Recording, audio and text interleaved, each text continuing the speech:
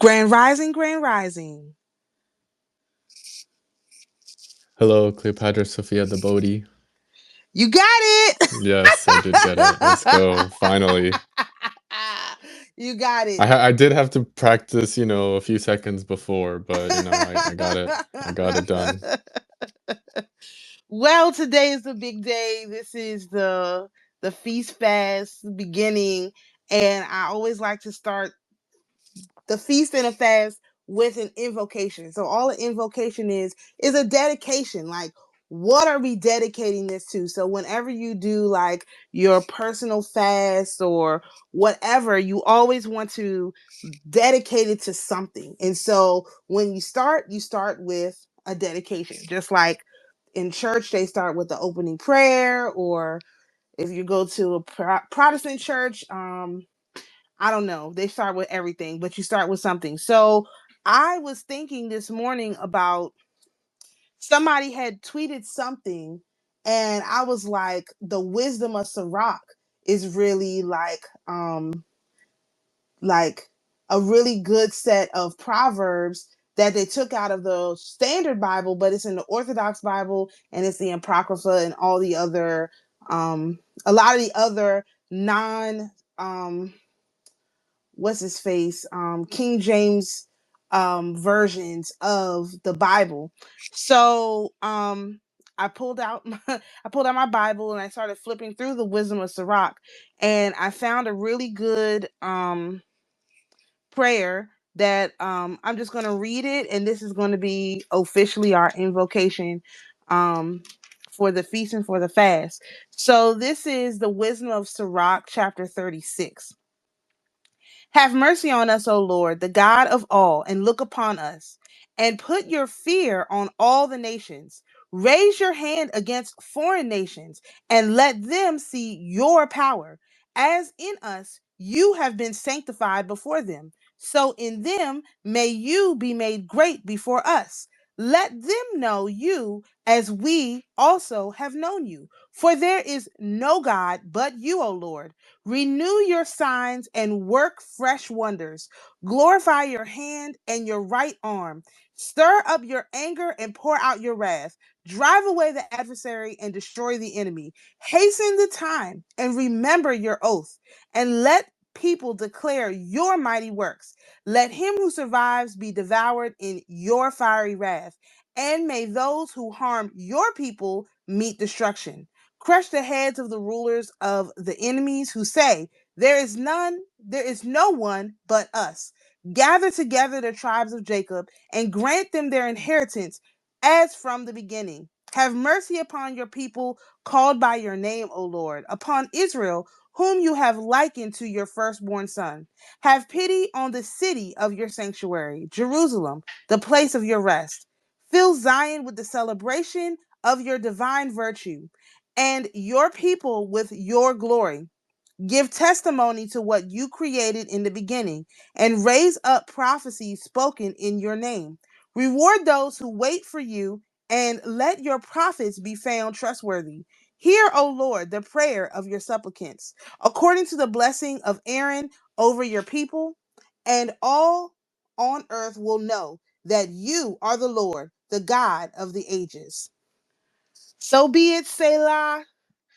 That's the invocation. So I thought we should talk about investing in narratives because um it seemed to me like I just went back to tweets looking for when I was talking like about raw milk. And when I did a search on my tweets for raw milk, nothing came up, which is insane because I talked about raw milk all the time, but literally nothing came up. But when I just put milk in, that's when I saw all the tweets that I had made about raw milk. And one that stood out to me was milk and meat is the hill that I'm going to die on. And I said that in 2019 and it's 2025. And I literally still am saying the same thing.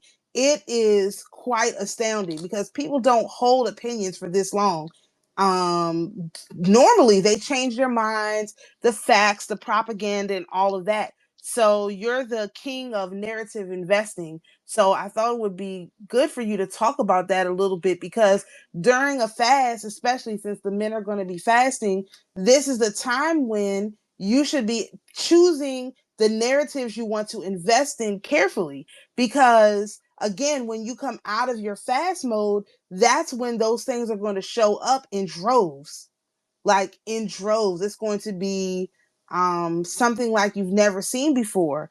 And just to give an example of that, in 2022, um, when we began canceling contracts, the reason why we began canceling them is because we could see that our men in the Black community and our women were just on this endless like thing of fighting, and it was so weird. And so today I was scrolling through X and I saw that um, Megan, the boy horse, I always call her, um, she was preparing Thanksgiving dinner from scratch for her man. Now in 2022, she was causing all this chaos with Tory Lanez and the shooting, and all this stuff was just getting brought up and drug. Like, I think she had just got shot. It was whatever. It was just a mess in the community. And to go from that in 2022, when my friend and I said, listen, this has to stop.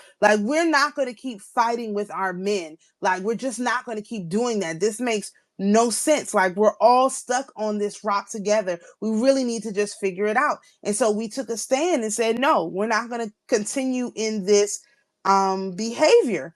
And to see now in 2025 that this woman is basically saying, you better know how to cook, even if you're a multimillionaire and you're a top selling artist, all of that stuff, you better still know how to cook and prepare a meal to impress a man and his family. That is, I would have you, that was never on my bingo card. So that was a narrative that I invested in, and the dividends on that are paying tremendously. Another thing that was going on in 2022 was Cardi B was fighting with Offset. And so basically, in 2025, that story is over and Cardi B has moved on. You know, Offset will never move on because he really messed up, but Cardi B has moved on. She's about that. She had a baby already by another man. It's over. You know what I mean? That whole negative whatever thing is over because Offset has just been, he's literally like, he's a non-factor. He made himself a non-factor with his behavior, but he's literally a non-factor. So that whole narrative is also crushed. So that's something that I invested in, obviously during a period of fasting. And so since you guys are getting ready to go into fasting, I think you know, it's important to talk about investing in narratives. Great. So, yeah, I mean, so okay, so for the fast, well, I guess I'll talk about the narratives that you invested in. Is this is why it's very important to become aware of the fact that this is even a thing, of the fact Right, that we have the ability to, not only the ability, but we've been investing in narratives all our life, and we right, just were not aware of it. And because we were not aware of it, one, we're not really tracking them as we should be. We're not like, we don't take ownership of the narratives in the way that when we are now aware of them, we take ownership of them. We right, feel it, it's like if you owned Apple stock compared to if you didn't. If you have ownership over Apple, there is a vested interest in you making sure that Apple is a successful company.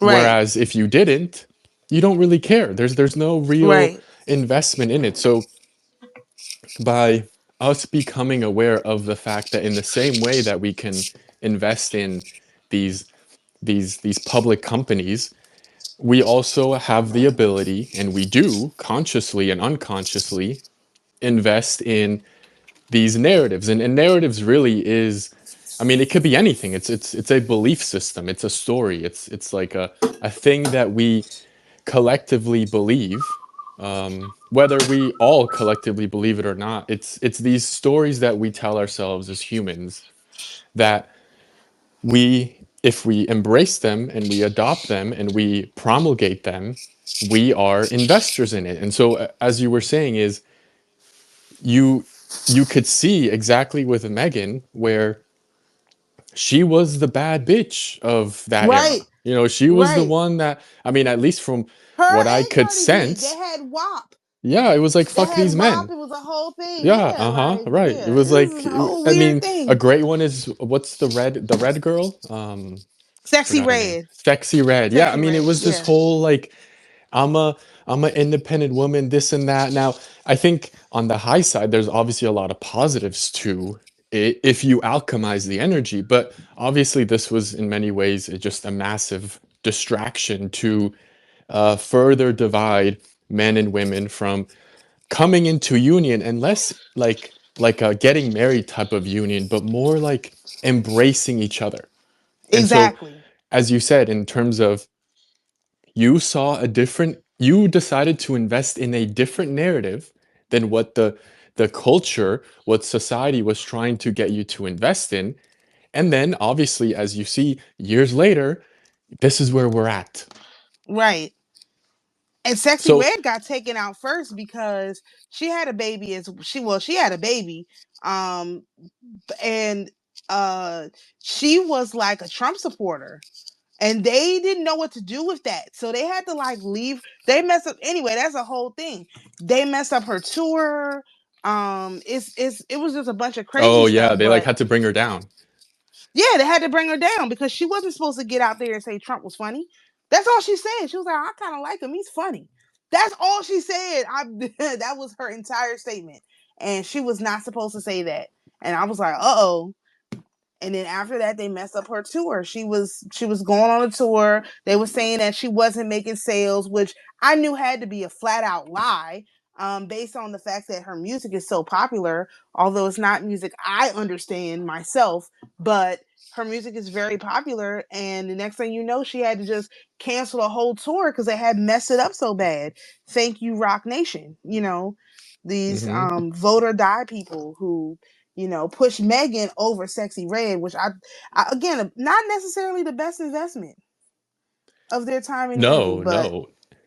And this is where we also can move into the perfect prescience in terms of having prescience, where uh, I think a good example is Burna Boy. What's happening with Burna Boy?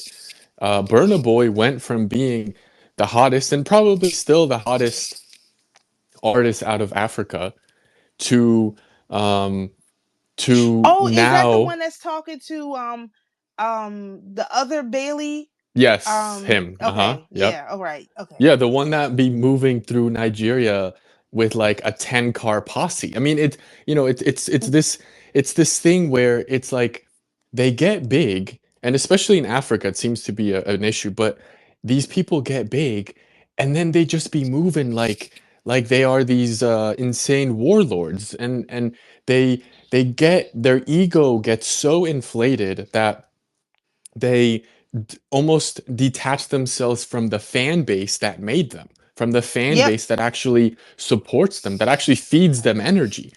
And so right. what has happened with Burna Boy, at least from what it seems like, is he he like made one of his someone that was in his audience in one of the concerts fell asleep, and he like basically got like one of the security guards to like take him out. Just take him out of the concert because he felt disrespected or something because the guy had fell asleep. Whatever. It ended up being a big deal because the American market was like, "Yo, you don't like what are you doing? That's your fan. Why are you Right. treating your fan like shit?" And then other reports came out that Oh. he had done this with other people, like in terms of being very disrespectful to his fans. So he's Ooh, you currently, can't do that with Black uh huh, Americans. Black Americans don't like that disrespect. yeah, right. Well, yeah, exactly. Meanwhile, I'm assuming in where he's from in Nigeria, like because the thing is, if you saw Burna Boy in the US with a 10-car, brigade coming in, obviously black Americans are gonna be like, yo, who does this guy think he is? Like who Exactly. this guy be thinking that he Trump. He thinking that he a president, meanwhile he's just some Listen, rapper.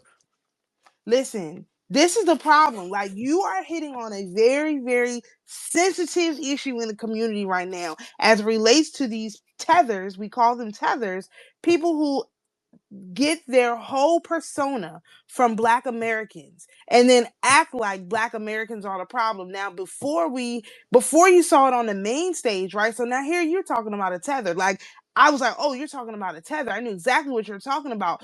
You never seen this. Meanwhile, we've been dealing with this thing with those people specifically from Africa behaving like this since the 70s. At least they will come here, because they had dark skin, they would put them in our communities, and we would be like, these people are nothing like us. Like, we're not the same. So then every time they pick somebody, like, if you notice, they will pick a British Black over an American Black to play an American Black role. And this is why a lot of movies, where they're trying to tell American Black stories, they don't do very well, because Black Americans are like, no, get a Black American to play this role. That's why they didn't play them games with Michael's story, because if they had, the community would be rioting, like, would literally be putting like belt to ass if they tried to pull something like that. But they have always done that, try to group us all together. Meanwhile, those people in Africa are more like the people in Europe. They are gang warlord. Black Americans don't move like that. Like, if you seen any of these people from the South, like, especially who got big, like, take a Ti or somebody like that, like Ludacris or whatever, you could see them in the street, especially in Atlanta. You could see them like at a regular place. Like, they're not going to be with maybe one security person, maybe like a regular artist who is from the land is not moving like that. You only have to move like that when the land, not the people, but the land doesn't respect you. So if the land doesn't respect you, that means when you're trying to do certain things, the land is going to respond. So for example, in Thailand, was it in Thailand? I think they had this, I saw Vocaholic, questionable person. Anyway, post that there's some kind of like flooding or something. And she was like, it looks like a war torn country. And I'm like, the water did that though. The water, the water did that, made it look like it was a war zone. So it's not us, it's not the people going out and creating a war. Now it's the actual elements going and exacting revenge for whatever it is that these people did. Because I don't know what they did. Like, I don't know what these people have done, but I know it's been something, because the land is responding. And then earlier today I saw there was a I think I reposted it. It was like there was a solar storm or something that came from the sun so strong that it wiped out part of the ionosphere, which protects the earth from all of this weird stuff that comes in. And it to me, when I was reading that statement, it was almost like it was like clearing it, not necessarily like leaving America or the planet vulnerable, but like clearing it out so that it could be removed. And so we're talking about starting a feast and a fast where the masculine energy, which would be the moon in this case, is literally protecting the feminine energy, which would be the sun in this case. So you can kind of see how these things are playing out. If I'm not mistaken, um where is the moon today? Let me look. Oh no, if I leave this app, it's gonna act crazy. Um, I can't remember where the moon is right now, but I know that it is it's relevant. We're not quite at it. Oh, so it's at a quarter moon. It's at a quarter. Because we have, and sometime next week we have the full moon in Gemini, which is going to be fantastic, actually. So there's a lot of good like energy flowing around. But yeah, if the Earth is just being like wiped out, like the energy is just being removed. Yeah, next on the 4th of December, we're gonna have the Gemini full moon. So yeah, we're about halfway through the cycle. So So the moon probably is in like Aries or something. So it's a lot of like really, really crazy like stuff going on. Pisces right now. First quarter Oh, Pisces. I constellation was close. Pisces. Look how close I was. I can't even look and check. And I was so close. Look, I mean, that's amazing. Okay. You know Yeah. how hard that is to just be like, pull up the map of the chart Yeah, I and know. look That's at for the, me, that's yeah. foreign. I don't even know what you're saying. I don't even know what it means to be in Pisces, the Oh, first quarter. I Pisces mean, I is the guess I end. understand the first quarter, but Well, it's multiple things. So I should explain this. There's multiple things going on. There's multiple things being activated. Let me put it this way. When you look at the moon, this is something that I'm just like coming to terms with, because if masculine energy is the moon, right? Then we're trying to figure out how, or me, I'm always trying to figure out like what time is it? What day is it? That kind of thing. What has to also be taken in consideration is that the father's time has to deal with the moon. Now, the moon travels through all 12 zodiac signs in about 29 and a half days. But the lunar mansions don't match up to that. So there's lunar mansion, there's degrees. That's a degree that the moon is in. Then there's lunar mansions. That's different. Then there's lunar phases. That is also different. That's three different. And then you have the nodes. That's two more different points that all have to deal with the moon. The moon is the most influential thing to this whole cycle. Like when you're counting time. And so um people, what I've noticed is that the astrologers lump it all together, and that's what makes it confusing when each one of these things is a separate thing. So there's a total of 9 in the lunar phases. So that's on our market cycle. So the actual phases pretty much correlate with the market cycle, which is the 9 through 8 numerical week. That's a lunar week basically. But the lunar mansions has to deal with the day that the lunar cycle started for the year, which is not exactly the same, because um the lunar cycle starts for the year on a different day every year, depending on when the Pisces full moon is. It starts the day after the Pisces full moon. So when you're counting lunar mansions, you have to count the lunar mansions from that perspective. And then there's also like the weeks, like 7-day increments. There's 4 7-day increments within that. But then there's also 4 that would give you the cardinal points, like north, south, east, and west. So that's on a scale of 4. But then you have another scale of 5, which is the north, south, east, and west plus the matrix. And that has to deal with the Zocan cycle. So there's multiple cycles going on within the moon, which is why we have to look at the moon as a protector. Like, if for some reason, like, there was no moon, like, and people have been talking about this too. I saw a tweet earlier where they were like, people, they can't, first of all, they said that they found a heart within the moon, which is insane. Like, of course the moon has a heart, but they literally found, like, they can only describe it as a heart. And then they said they don't even know how the moon, like the size of the moon in proportion to the size of the earth, like that's not how moons are made. Like the moon does not match what is supposed to be on the earth.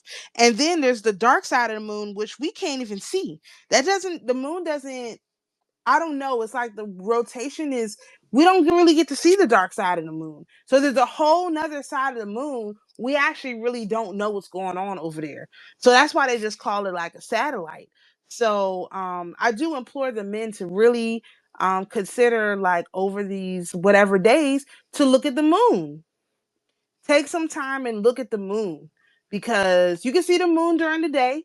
You don't, this doesn't mean you have to do it at night. You can see the moon during the day, but just take some time and look at it, because the moon and the sun in the sky are the same size. If you look at them early in the morning, the moon and the sun are the same size. And then, as something about the way the earth turns, when it gets to be the middle of the day, the sun looks bigger.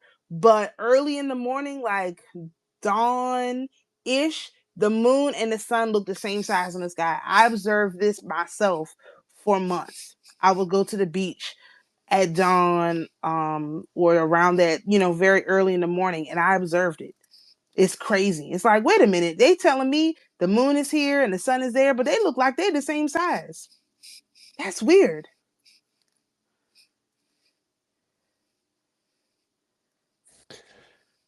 Yeah, interesting. Um, I know I went off on a tangent. I no, that was can't. good. That was good. Yeah. I mean, well, it's important because as you're saying, I mean, the sun is going wild. And what are the Yeah. odds that it's happening during this fast and feast, which um when you brought it up the first time, I obviously follow. I'm like, yeah, I'm all in. But it's one thing to do it, another thing to begin to understand just how crucial it is.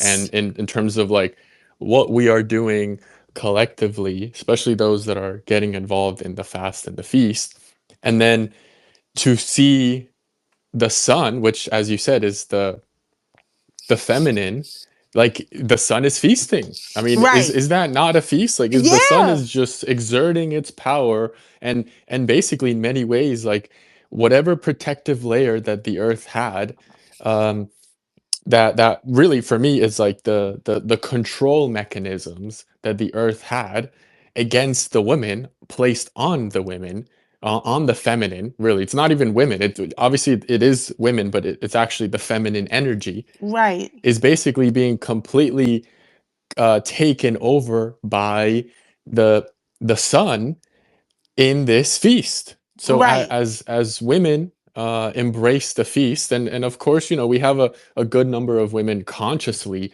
embracing the feast, but Which is as you great. can also imagine, how many more women out there are embracing the feast without even realizing it? Because as you know, women are very intuitive, and if Right. we are doing the fast and the feast, like there's going to be millions of women out there that are going to be partying more often than they're used to. They're gonna be, having more fun. Like they're not gonna know why. They're just gonna feel it.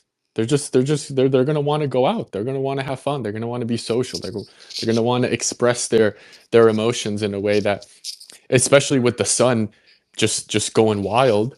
Whereas then with then the moon, the men also consciously, unconsciously, are going to be moving more towards the discipline side, towards more of like the fasting side. So now going back to the prescience, having prescience is that, with this example of something like the Burna Boy with the Right. Nigerian rapper, is like we have the ability to impact the past. So imagine now that, like, I heard about Burna Boy, and obviously when I heard about him, like I wish him well, because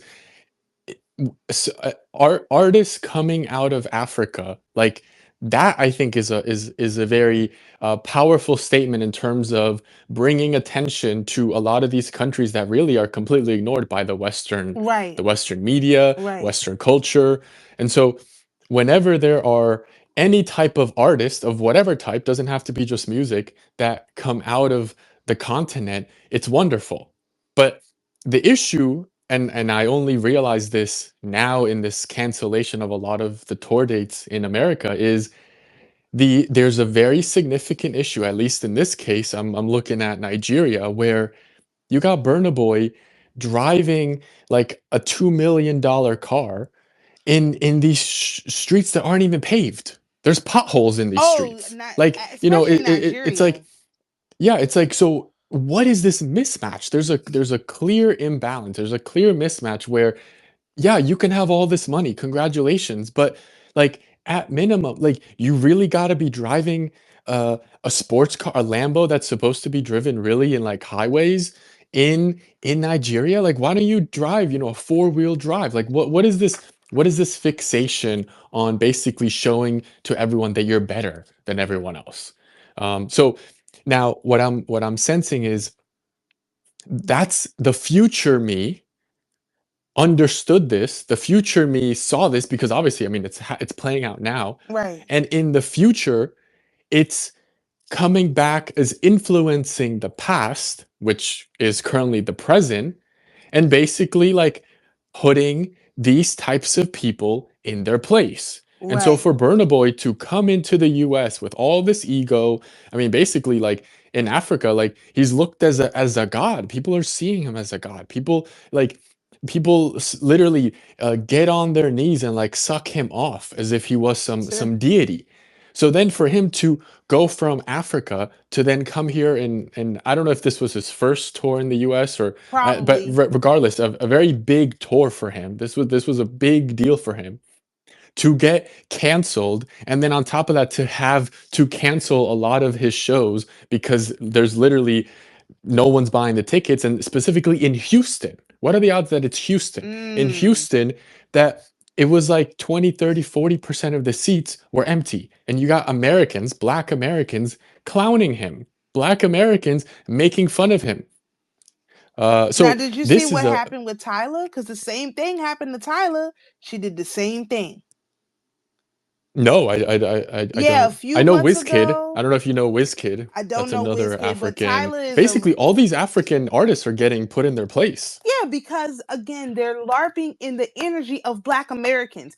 Because why? They say Black Yeah, Americans right. come from Africa, right? Which is how I know we don't come from Africa because we're nothing like those people. But when that's what you've been told by the media your Mm. whole life, that oh, those people, and it's like if we came from Yeah, Africa, you what's guys are our the tribe? same. We're not the same. Like this is the whole this is why Black people are just like turning against these people. Like as soon as they come out their mouth and say, so what Tyler said was she wasn't Black. She was what she called it like she said she was like colored or something like that. It's a term we don't use, right? Because she's from South Africa.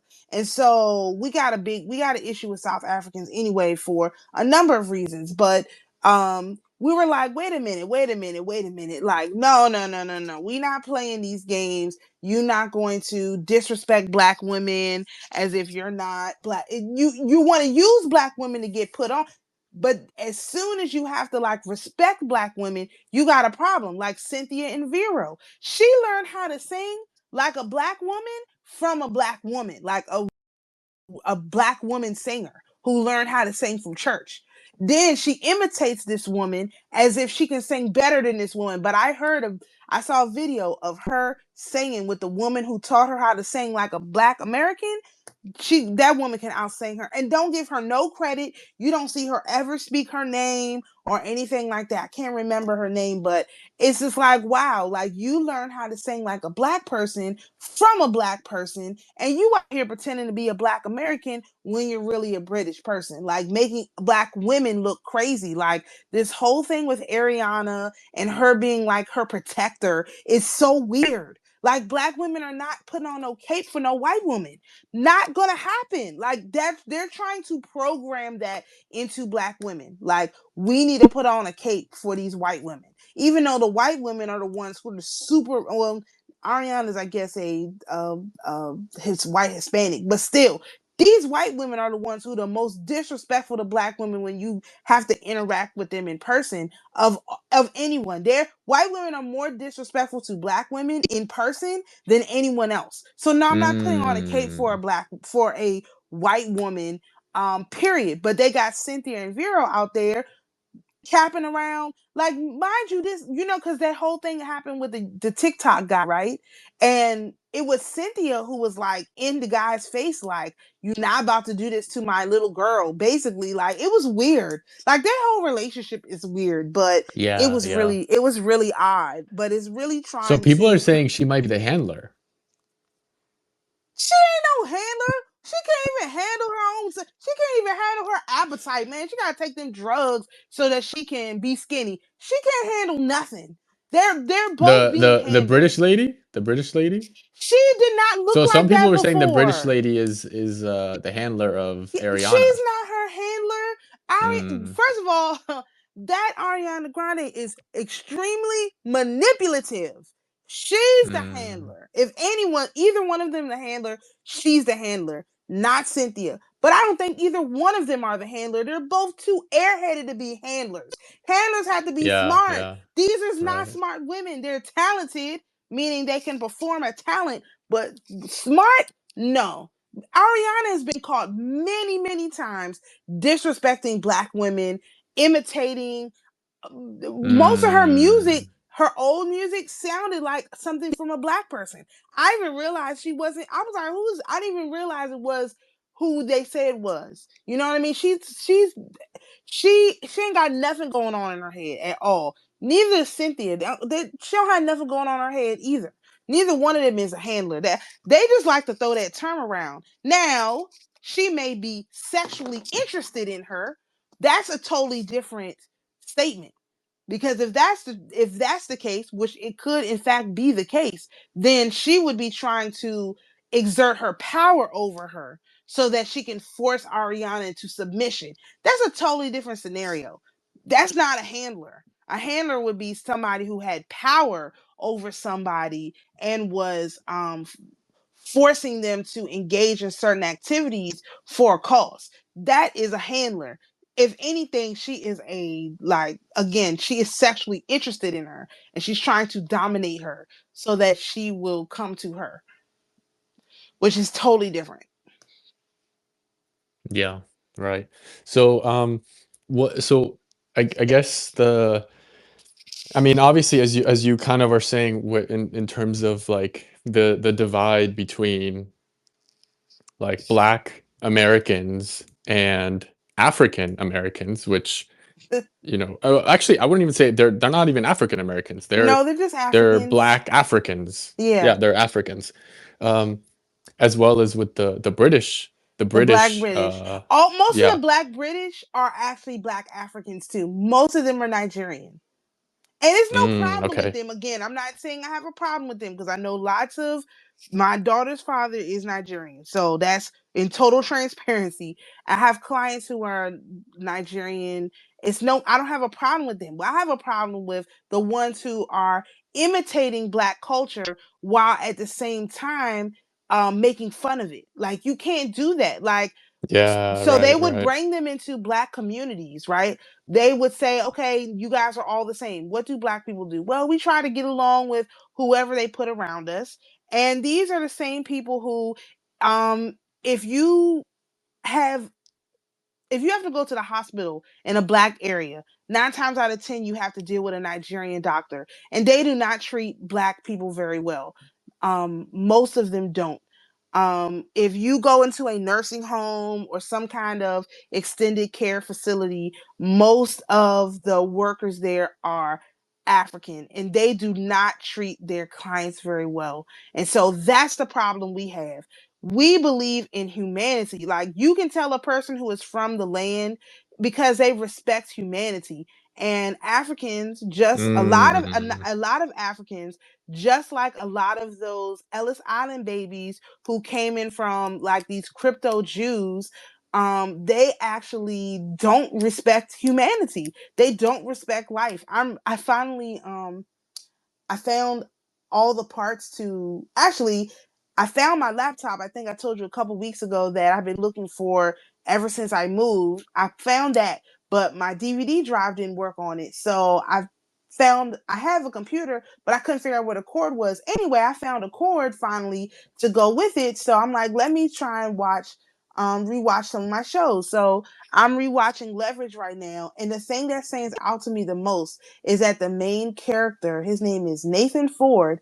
His father's father was from Ireland and he was a gangster. And there's a lot of commentary in this show when they have to deal with those kind of ethnic things about Russians killing Russians and Irish killing Irish and all this mobbed up behavior. And so I had told people when we very first started talking, that was one of the things I was talking about. Bugsy I can't remember, his name is Bugsy. That gangster guy from like that started like Vegas and stuff like that. He was quiet, it was kept. He was a Jew from the old country, either Poland or whatever, one of those countries. And when they came over here, they began to live the same way that they were living over in the old country. Black people didn't live in ghettos. That's not how we lived.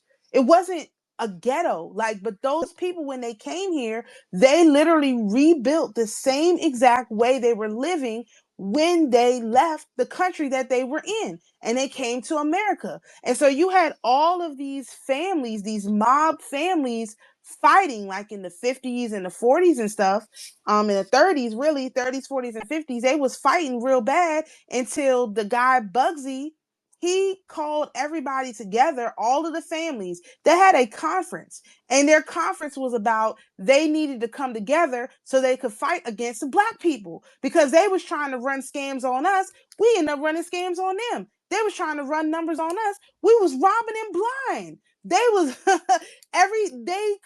they literally could not get ahead of the crimes they were forcing black people to commit because of the crimes that they were committing. Like, it was like retaliatory crimes. They couldn't fight back against us because they couldn't. We're from the land. And so they had a whole, individually, they had a whole conference where they decided to all come together to fight against black people. And that's when you saw like the Jim Crow laws and all this like weird banking stuff with black people and all this like crazy stuff that that wasn't happening on this land in the 1800s. That's when you start to really see it come into effect, was with this guy Bugsy. I had made a whole video about him. Do you know the video never recorded? The sound didn't record. I was so mad, but I was like, I guess it wasn't time to talk about him, because I could not get the video made. But I was really fired up talking about him because it was him and the rest of those mobbed up people, they built Vegas, right? And so Vegas was this beautiful place, and it was high standards and high living and all of that. And just to have the private equity come in and turn it into a disgrace of a place, like, it's so crazy how like that's the full circle of it, because they robbed, killed, and steal in order to build the thing up, and now private equity just literally took them over, with one fell swoop. And so now it's literally a dying place. People don't want to go there.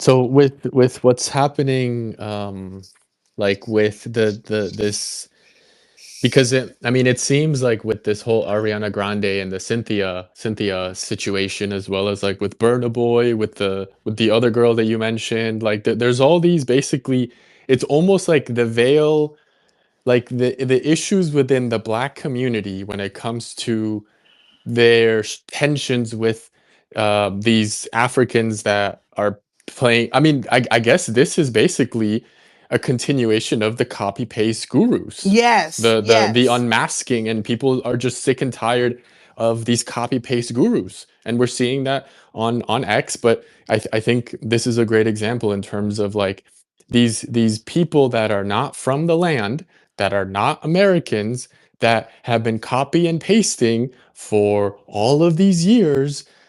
Now that distortion is becoming visible and everyone's speaking out about it. Everyone Right. is basically becoming very uncomfortable and saying, no, no, no, like we're not going to let this keep going. And as a result, calling these people out.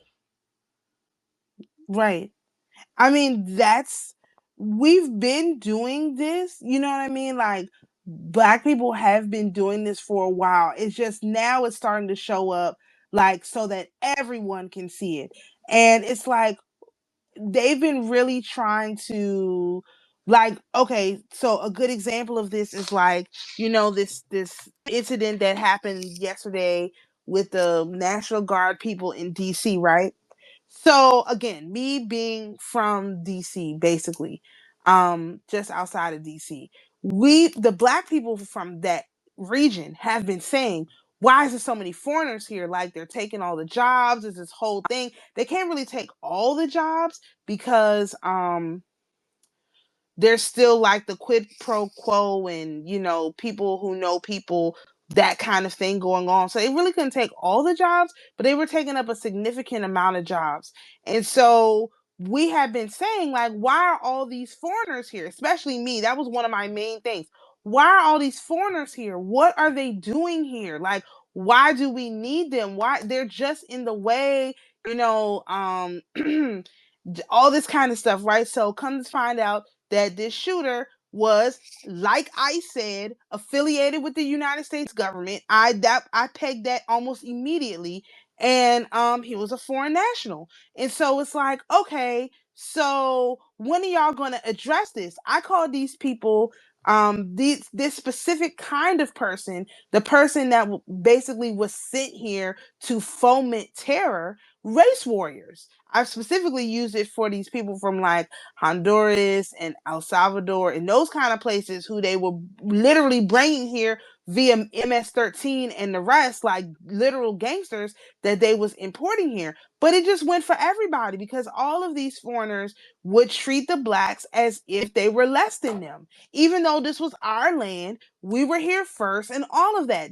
You have no idea. People would, when I was in college, because I went to college at University of Maryland, people would ask me like, "Oh, where are you from?" And I'd be like, "Oh, I'm from here." They're like, "Oh, no, no, no, no. Like, where's your family from?" From Maryland? Like, I'm from Maryland. They would be like, no, no, no, you've got to be from Jamaica. You've got to be Nigerian. You've got to be, something else because look at how hard you work. People said this to me, like with a straight Wow. face. Yeah, with a straight face. I'm not even being facetious. People So it said was this to because me. they assumed that Black Americans were lazy. Yes. And they could see me like I was doing a double degree. Like again, I'm like insane. I tell people don't do what I did. I did a double degree. I graduated in 4 years. I was taking like 18 credits a semester, plus working on campus, plus I had a job off campus. One of the years I was in a band, three a band outside of school, but all 4 years I was like the student coordinator for the choir. So I was in the choir. I was I had two jobs, one on campus and one off campus. I was taking 18 credits, which is 6 classes, just about every semester, and I graduated with about a 4.0. It's pretty close. Like and my last semester I was pregnant. So didn't matter. I got the thing done. That's the type of person I am. And so they were like, there's no way you can be like an American. I'm like, are you guys y'all must be smoking crack, right? Like everyone I know is like me. Like literally everyone I know is like me. I don't know any lazy people. That whole stereotype was they made that up as a propaganda piece. Black people aren't lazy. What black people are not going to do is do work that you said you're going to do. So if you said you were going to do it, I'm going to let you do the work and I'm going to sit back because you said you were going to do it. We don't play them type of games. But when you come from a third world country that lives in substandard conditions, then it's always all hands on deck. It's always everybody got to work for it because but look at how you live. And so as a result of that behavior, they couldn't understand why I was different. And I'm like, I'm not different. This is just literally, this is the way people are supposed to be. What's wrong with y'all? Everybody is supposed to, put forth effort to achieve what they're trying to achieve. I don't understand what the issue is. And so, yeah, I saw up close and personal how these people treated people, who how they behaved when they thought you was one of them and how they behaved when they found out that you weren't one of them. And so it's very, very it's an issue that the black community has been trying to bring up. So now you have this foreign national that committed this heinous crime, right? And so what are they now doing as a response to what that incident that happened? What are they doing? Well, they're pausing all refugee resettlements. USCIS is pausing all of them. Well, that's exactly what I asked for when they knocked over that bridge. Actually, it wasn't when they knocked over the bridge. I asked for it before that. But when the Francis Scott Key Bridge came down and there was, I think there was seven, um, I think it was 5 or 7 Hondurans or also El Salvadorians that died, that fell into the water and they didn't find their bodies.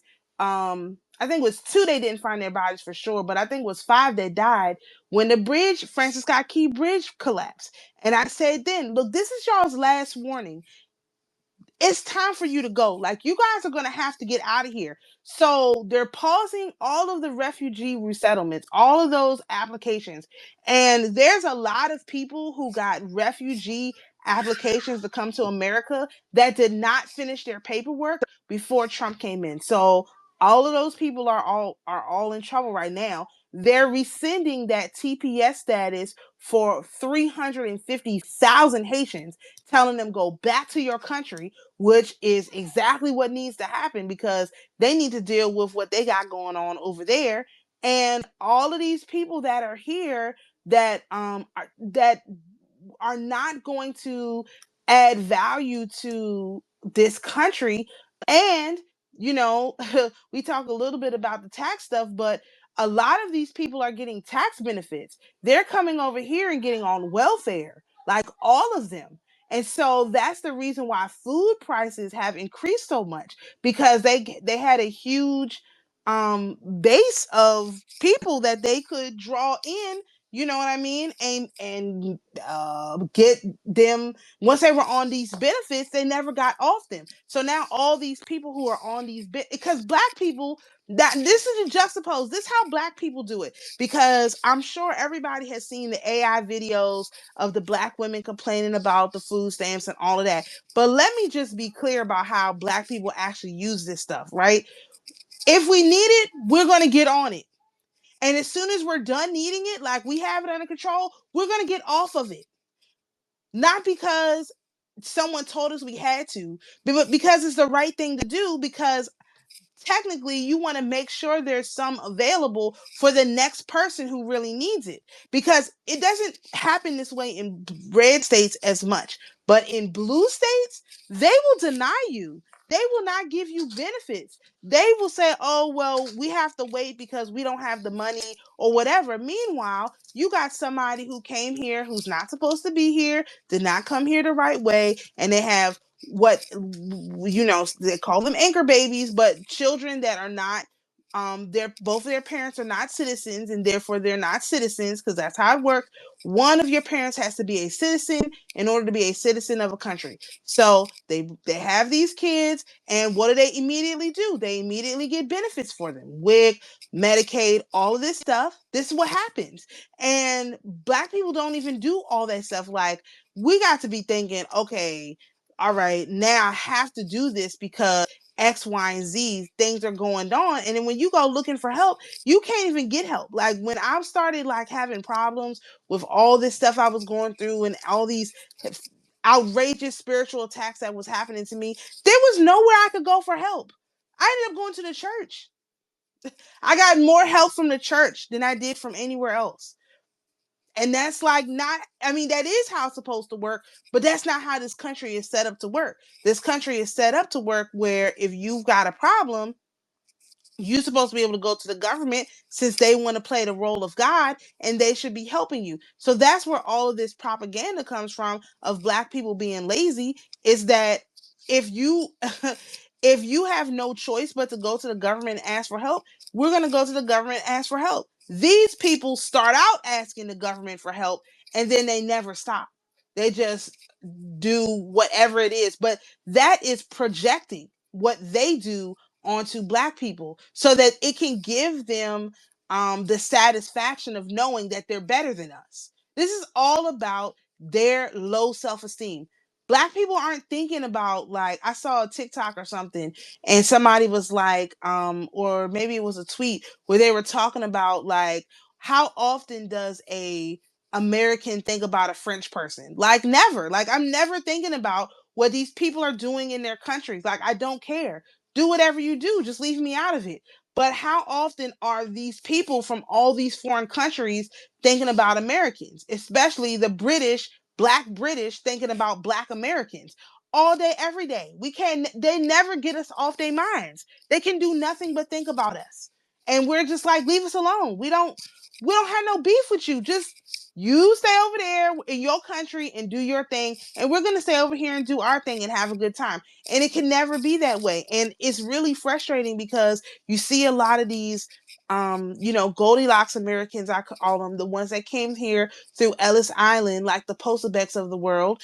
They're always talking about how, oh, black people are always in, our business and this and that. It's like, you came to my country after we were already here, and you're trying to tell me that there was no America until Europeans show up. Get out of here. There was lots of indigenous people, not just black, white, orange, green. There was a lot of indigenous people on this land before these. And when he says before the European shows up, he specifically means Ellis Island. Now, he won't say that because they don't necessarily consider the founding fathers European, because that whole, they were traitors really to the British crown. So it's kind of hard to put them in the group with the Europeans. And if you're talking as far back as like the Mayflower and those pilgrims and stuff, they were basically criminals, that because they use all of these places as penal colonies. So they sent their criminals here. And for the British crown at the time, the criminals were the ones who would not submit to the Church of England. So that's what the pilgrims were. They sent them here to die. They sent them here to die, but they treated them like criminals. And so, just like I read an article about Australia and how they sent all of these people to Australia as a penal colony too. So they were using America as a penal colony. It's just that we revolt, and they weren't expecting for the people here to revolt or to be able to come together with the natives in order to kick these people out the country. And so they got really salty about that, and started to fight back. But this is the kind of, like, if you don't put history in perspective when it comes to these kind of narratives, then the stories don't make sense. So to tie it into Ben Franklin, you have these people who come to this land. And what do I mean when I say native to the land? It's like, you understand that you have to connect with the land. Like, the land has to give you literal permission to do what you're going to do.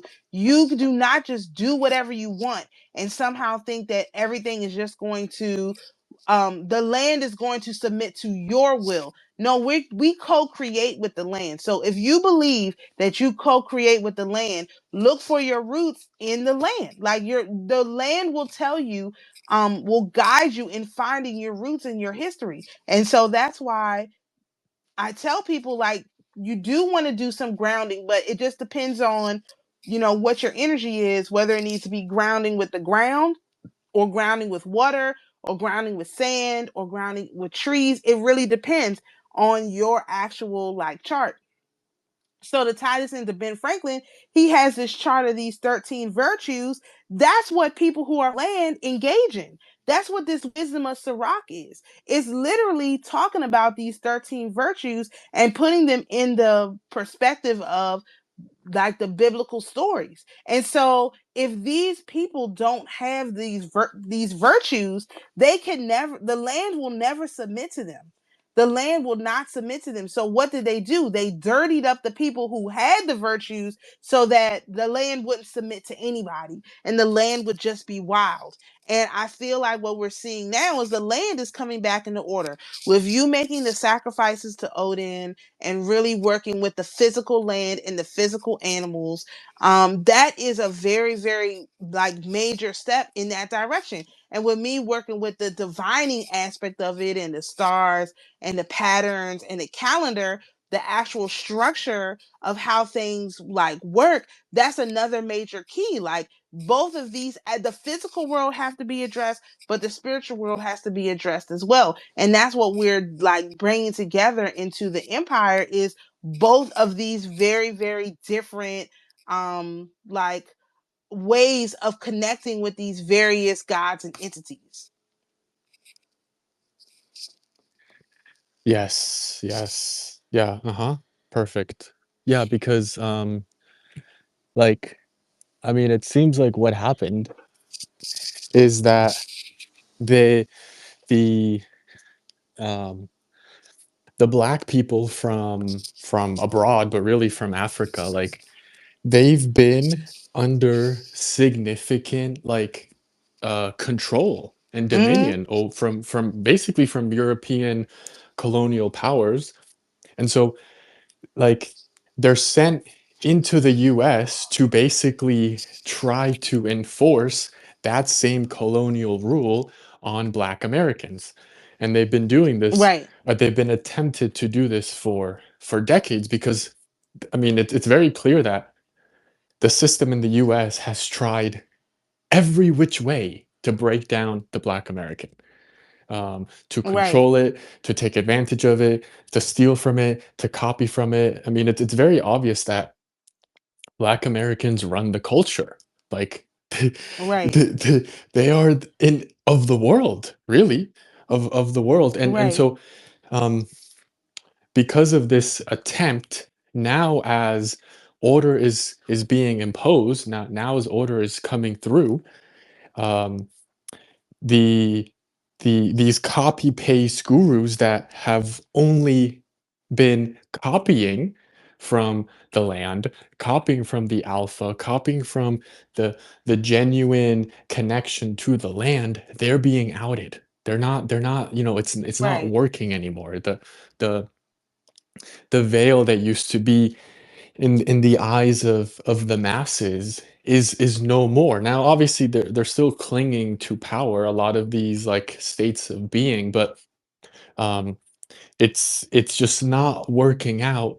And and so as you were saying with what we're doing with the land is that those with morals have the passion. And so, as we are enacting the passionate will of Christ, of God, of the Lord, the land Right. resonates with that and basically just does our bidding. And it does our Right. bidding, like it embraces us fully because it trusts that we have its best interest at heart. We're not here to Right. exploit it. We're not here to take advantage of it. We're not here to manipulate it for our lustful desires and endeavors. We are here to magnify it, to nourish it, to love it, to provide for it. And we're doing it from the genuineness of our heart, not because Right.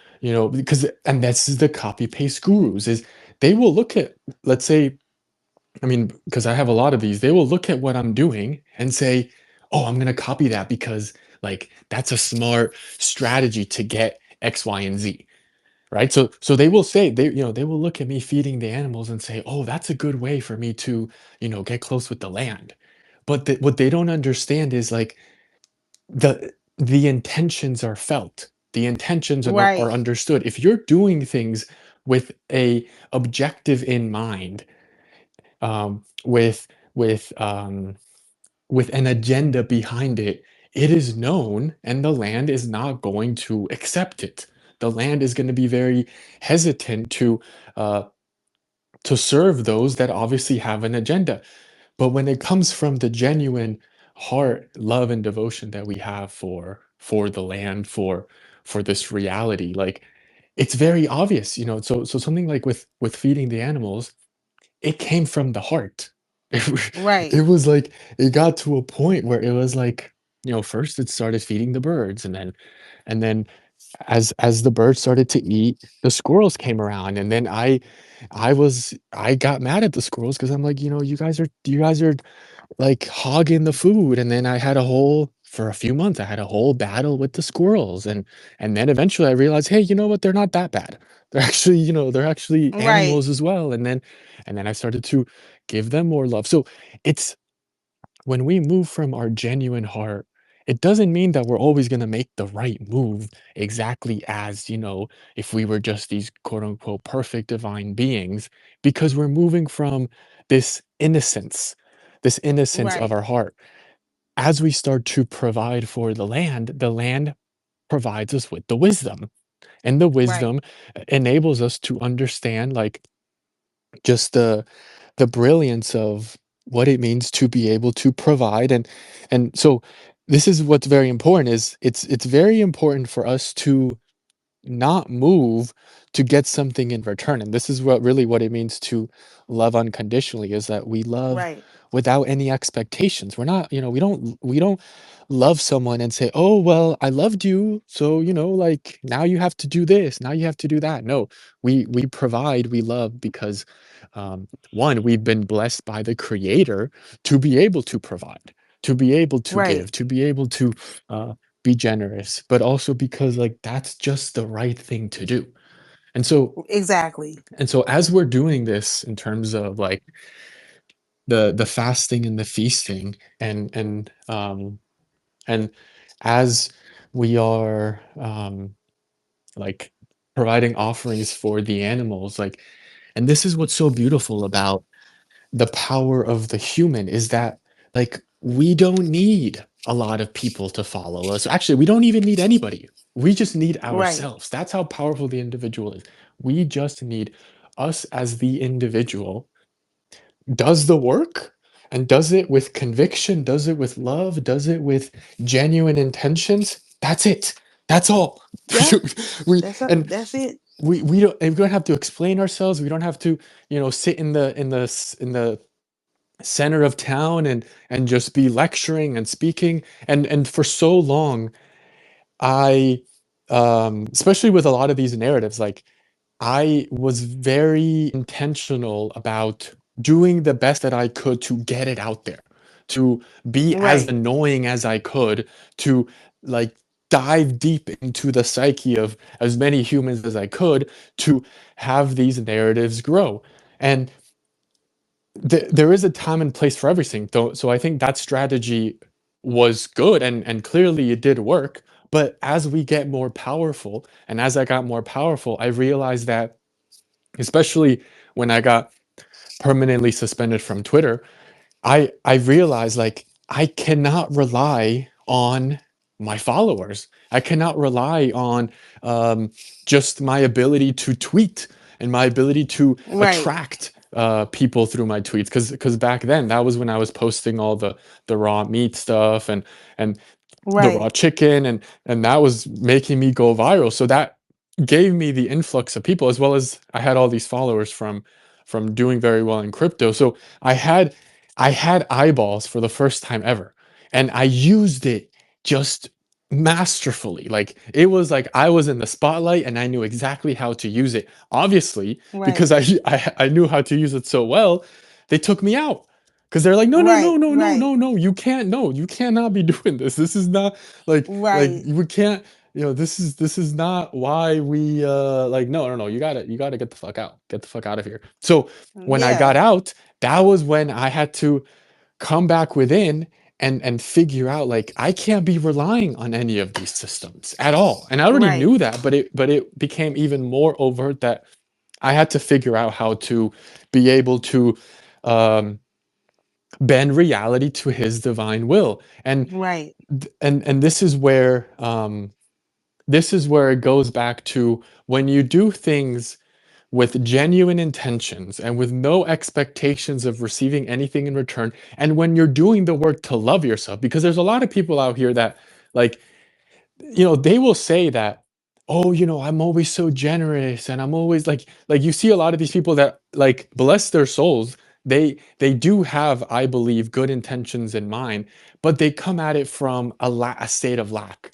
Maybe they Right. were never loved when they were growing up, or maybe their husband or their wife was always, a piece of shit. So there's underlying disruptions that created where a person now is, like, overly giving, overly generous, like, just overdoing things. And while that's nice to be able to be generous and to be able to provide, like, the power is not going to follow those people, because they have not done the work.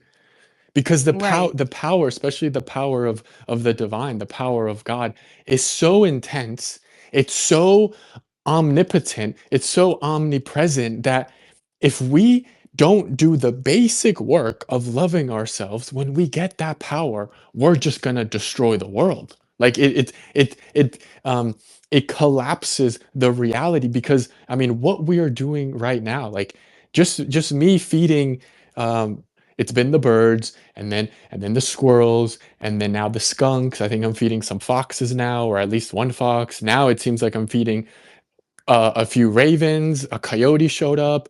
Who knows what other? Maybe some deer. Like, I'm beginning to feed these larger animals, and that's kind of what the message that I've been getting the last few weeks, which is why I it was like I wanted to feed the I went to go to the shopping, to the grocery store to buy meat to feed the larger animals, and lo and behold, I find turkey for 1.99 a pound.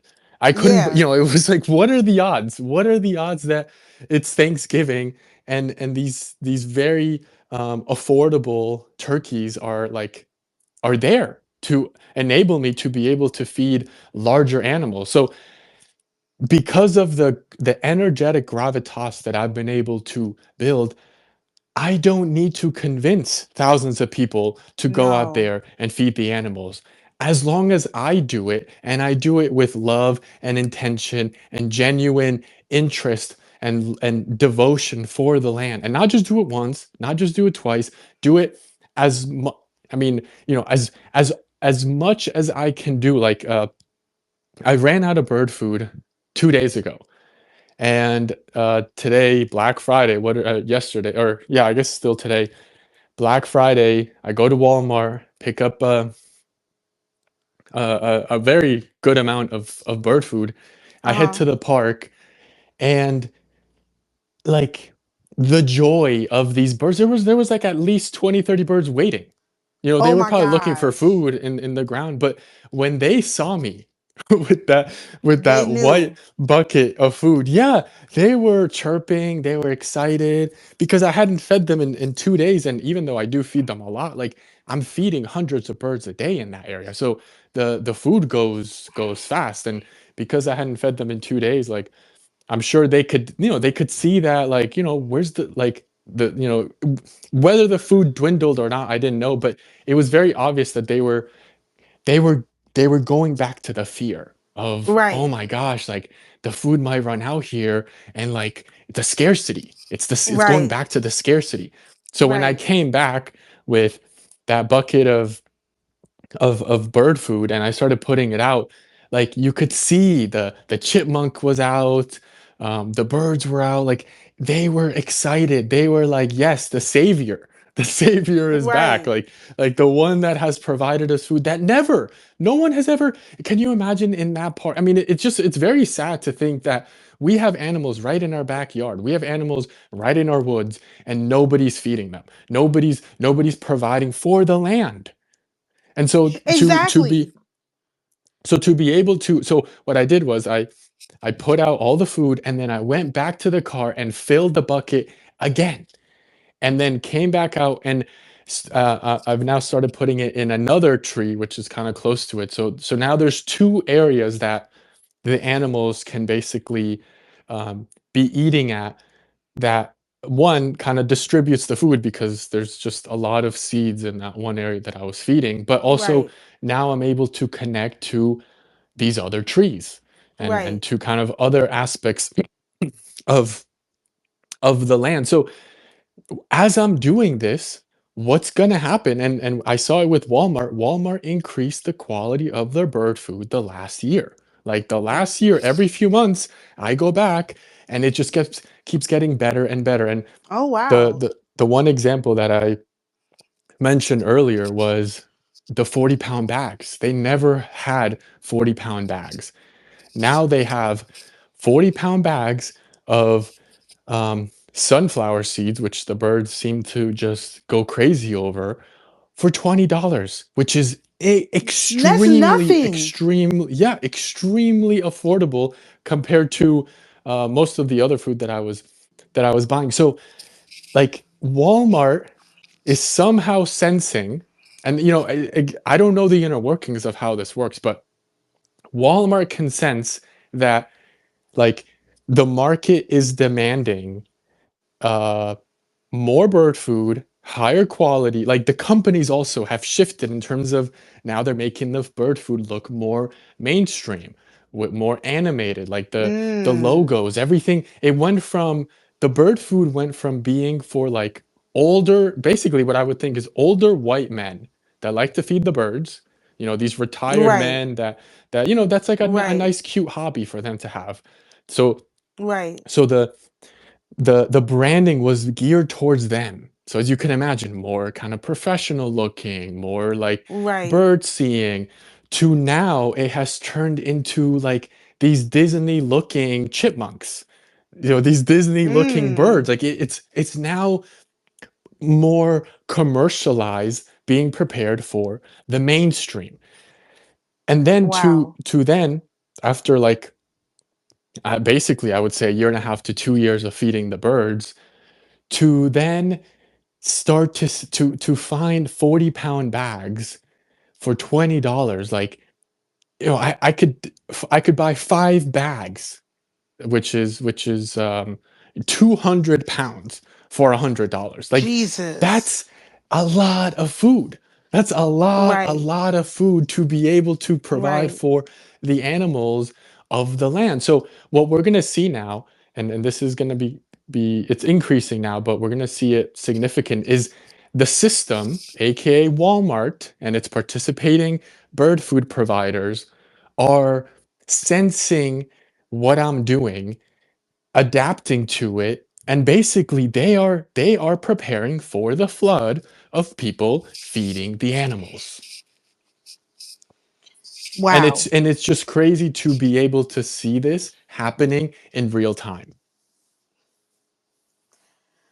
I think you lay out a very good understanding of what investing in a narrative looks like. It's like you're called to do something, and when you um, make the effort to do it, it's a little bit, I would say, not difficult, but it's just unusual at first, right? Things seem kind of weird. And then as your energy infuses more into this narrative that you've invested in, things things begin to be upgraded more and more and more until they're at a basically a level that any person can be introduced into this arena and not feel ostracized or left out. So, like, for example, this is something that's kind of been happening in the Black community as it relates to, let's just talk about like hair care products, right? Because um, in the 70s, the hair care products was very um, they were kind of, I wouldn't say limited, but they were very specific to the types of hairstyles that people wore. And so they ain't like that too much. So by the 90s, they had started convincing, particular, not even like perms, because the perms was a separate issue. They had convinced Black women to start putting all these wigs on and all this fake hair and stuff, because that has to deal with Bill Clinton and his deal with China to bring in all their cheap good, the whole de minimis thing, where they got rid of de minimis so that they could bring in all their cheap stuff from China here. And basically all the people who own hair supply stores were all these Asians, because they were making the products extremely cheap in China and then bringing them here, bringing them straight to the Black community where they could charge us an arm and a leg to just buy basic stuff to get your hair done, and then feeding us these hairstyles, like calling them protective styles, when in fact they weren't protecting anything. They was really causing more issues than anything else. And so as that rose, like, and women started having problems, because the perms are one thing, but another thing is having this like basically synthetic plastic hair like weaved into your head. That's not so good. So then, like around the 2000s, that's when people started getting human hair braids. But then that created another issue, because people didn't understand that the hair in human hair braids comes from sacrifices that these women or men were making at the temple of their hair. So, like, for example, if you were getting like Asian hair, well, it wouldn't, you would probably get Brazilian hair. Let's say you were getting Brazilian hair, right? The reason why they had this hair is because these communities would, like, the women would grow their hair out, and let's say you wanted 40-inch whatever hair, they would have their hair grown out that long. And then however often they do it, they come and they take the hair and they give it as a sacrifice to the temple. Usually it's in a religious setting.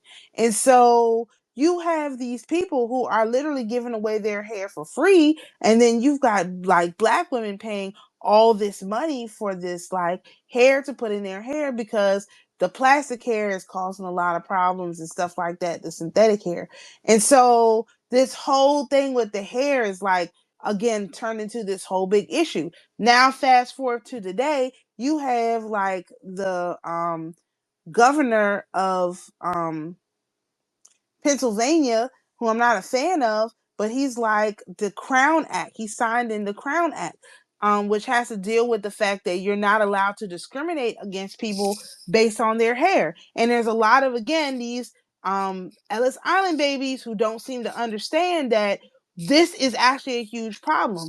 My sister was in the Navy, and she was in the group when she went through her basic training, where she had locks right before she went to basic training, and they had told her she was going to be able to keep them. They were neat, they were long, it was no issue.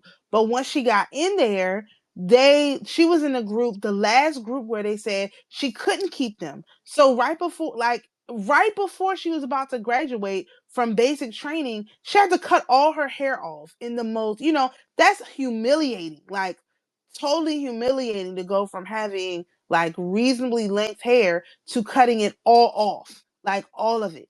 And then like not even nice. You can't, there's no getting it shaped up or anything like that. Like you just have to literally just snip it off with some scissors, and just like it's really emotional to have to go through something like that. So these Ellis Island babies think, oh, these black people, these black women, they're just exaggerating. But it's like, because right after her group, they didn't make people do that anymore. Now I'm sure they're going to change it again because they want people to look a certain way, which is fine. But don't bring people in, say that it's okay, get to the end and say, okay, well, you can't actually graduate from basic training until you do something about that hair that you have, and force them to literally cut it all off the day before. Like, this is not like reasonable. It's very, very unreasonable. So they're, the white, Ellis Island babies are already making fun of it. Oh, why is he worried about this, and that? Not even considering their stories, like the one I just told you. My sister was not an unprofessional person or anything. She just happened to have locks. I mean, she had locks when she was like 16. So these weren't like short locks. These were long enough to put into a ponytail so it didn't get in the way, because that's a military thing. Like, you can't, your hair has to be able to go into a ponytail.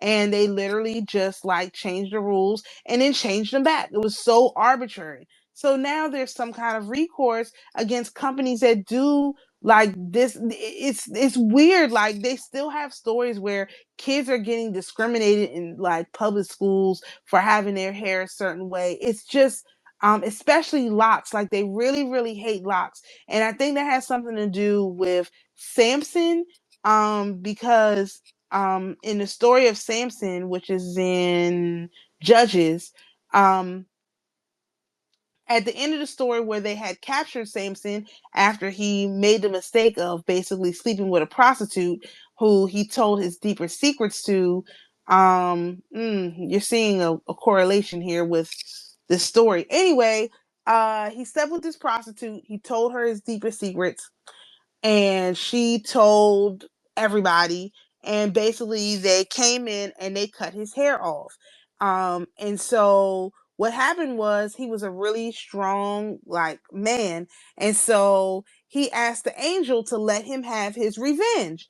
So the angel was like, okay. So they had him on display like a circus freak at their little like dinner party, right?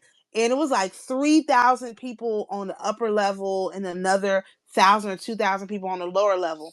And they poked his eyes out, and they said, Samson had asked the angel to let him have the strength to do one last thing. And so the one last thing that he did was he pushed out the beams that they had him tied to in this building, and I think 7,000 people died in one fell swoop. So you hear these Jews talking about the Samson option, right? I don't think the Samson option means what they think it means, because what happened was Samson took out all those people who weren't like him. When they talk about it, they're not talking about taking out people who aren't like them. They're talking about taking out people who are like them. So it's really not the Samson option. The Samson option is when Black people decided to withdraw our energy from all of these people and said, no more. We're not going to keep giving you our energy and letting you parade us around like circus freaks. And literally removed our energy. And you see entire industries falling. Like, the fact that you were able to go to Walmart today, was there like a huge amount of people there? Were there lines and stuff? Um, I mean, it was busy, but nothing insane. But it Yeah, was. but think, oh, well, you might be too young, but 20 years ago in 2005, you wouldn't have been able to get into Walmart Oh yeah, it today. would have been a security hazard. Well, and so they have been closing Thanksgiving Day the last 2 years. It's a new rule. So, I mean, can you imagine, like you said, 10 years ago, Walmart being closed on Thanksgiving? That was unheard of. That was No, insane. the whole thing is unheard. Like, So they're even they're so, letting they're letting the employees obviously have family time, and also they basically, because Black Friday, like, what even is it anymore? Like, it's basically right, gone in many ways. It's, the whole week, right, like it's gone digital, but it's like that whole consumer devotion is gone. Is gone. Now, yeah, yeah, people still went out today, but it was more, at least what I felt, it was like it was for fun. It wasn't like, "Oh my gosh, I gotta get these right, deals." It was like, "Okay, right. Thanksgiving was great, let me go and," like, I heard the I mall need to was get some packed, exercise. but it was, yeah, Yeah, it was like, let me hang out with some people. Let me be right. around others. I did. I tried to take my daughter to we have a town center in a mall. I tried to take her to the town center, and when I say it took, the place is 15 minutes away. It took us an hour Wow. to get to it was like 15 minutes to get there. Then I drove, just trying to leave. Like, once I got there, I was like, okay, we're not going, we cannot stay here. There's no way. So literally it took me 40 minutes just to exit out of this place after, Mhm. like, literally just driving in, seeing that there was absolutely no parking spaces, deciding, hey, we're going to do this on a different day, and trying to leave out. And literally, it was 40 minutes. We did not even get out the car. It was no traffic getting there, it was no traffic getting back. But I have never seen so many people, because Florida is very weird anyway. Um, I have never seen so many people somewhere that wasn't related to a sports game in Jacksonville. Like, if it was related to sports, yes. Never seen this many people somewhere and it wasn't related to sports. It was incredible.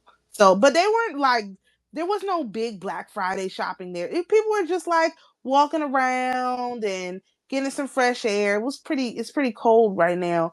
But they weren't doing no like serious shopping. They was just, you know, they were just having a little fun. That's all. That's what I noticed.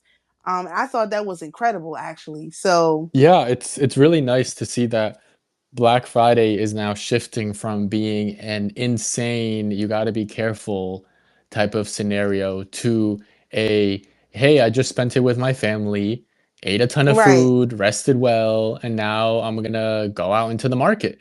Like, I'm going out to the right, market to hang out with some friends, to see some people, to walk, to right, breathe. A right. Get some lot of fresh people were air. at the park. A lot of people, and it was Mm, really cold and windy day, but the park was packed, and it was full of families, little kids. You wow, could see the grandparents, you could see, so I'm sure people from all over the area travel to their respective houses for Thanksgiving, and they want to be out. And so if they're not at the right, mall, or they're not, at some of these stores, but obviously the mall is probably the best place to kind of hang out, especially in more of the winter setting, they're right, going to the right. park, which is just, Amazing.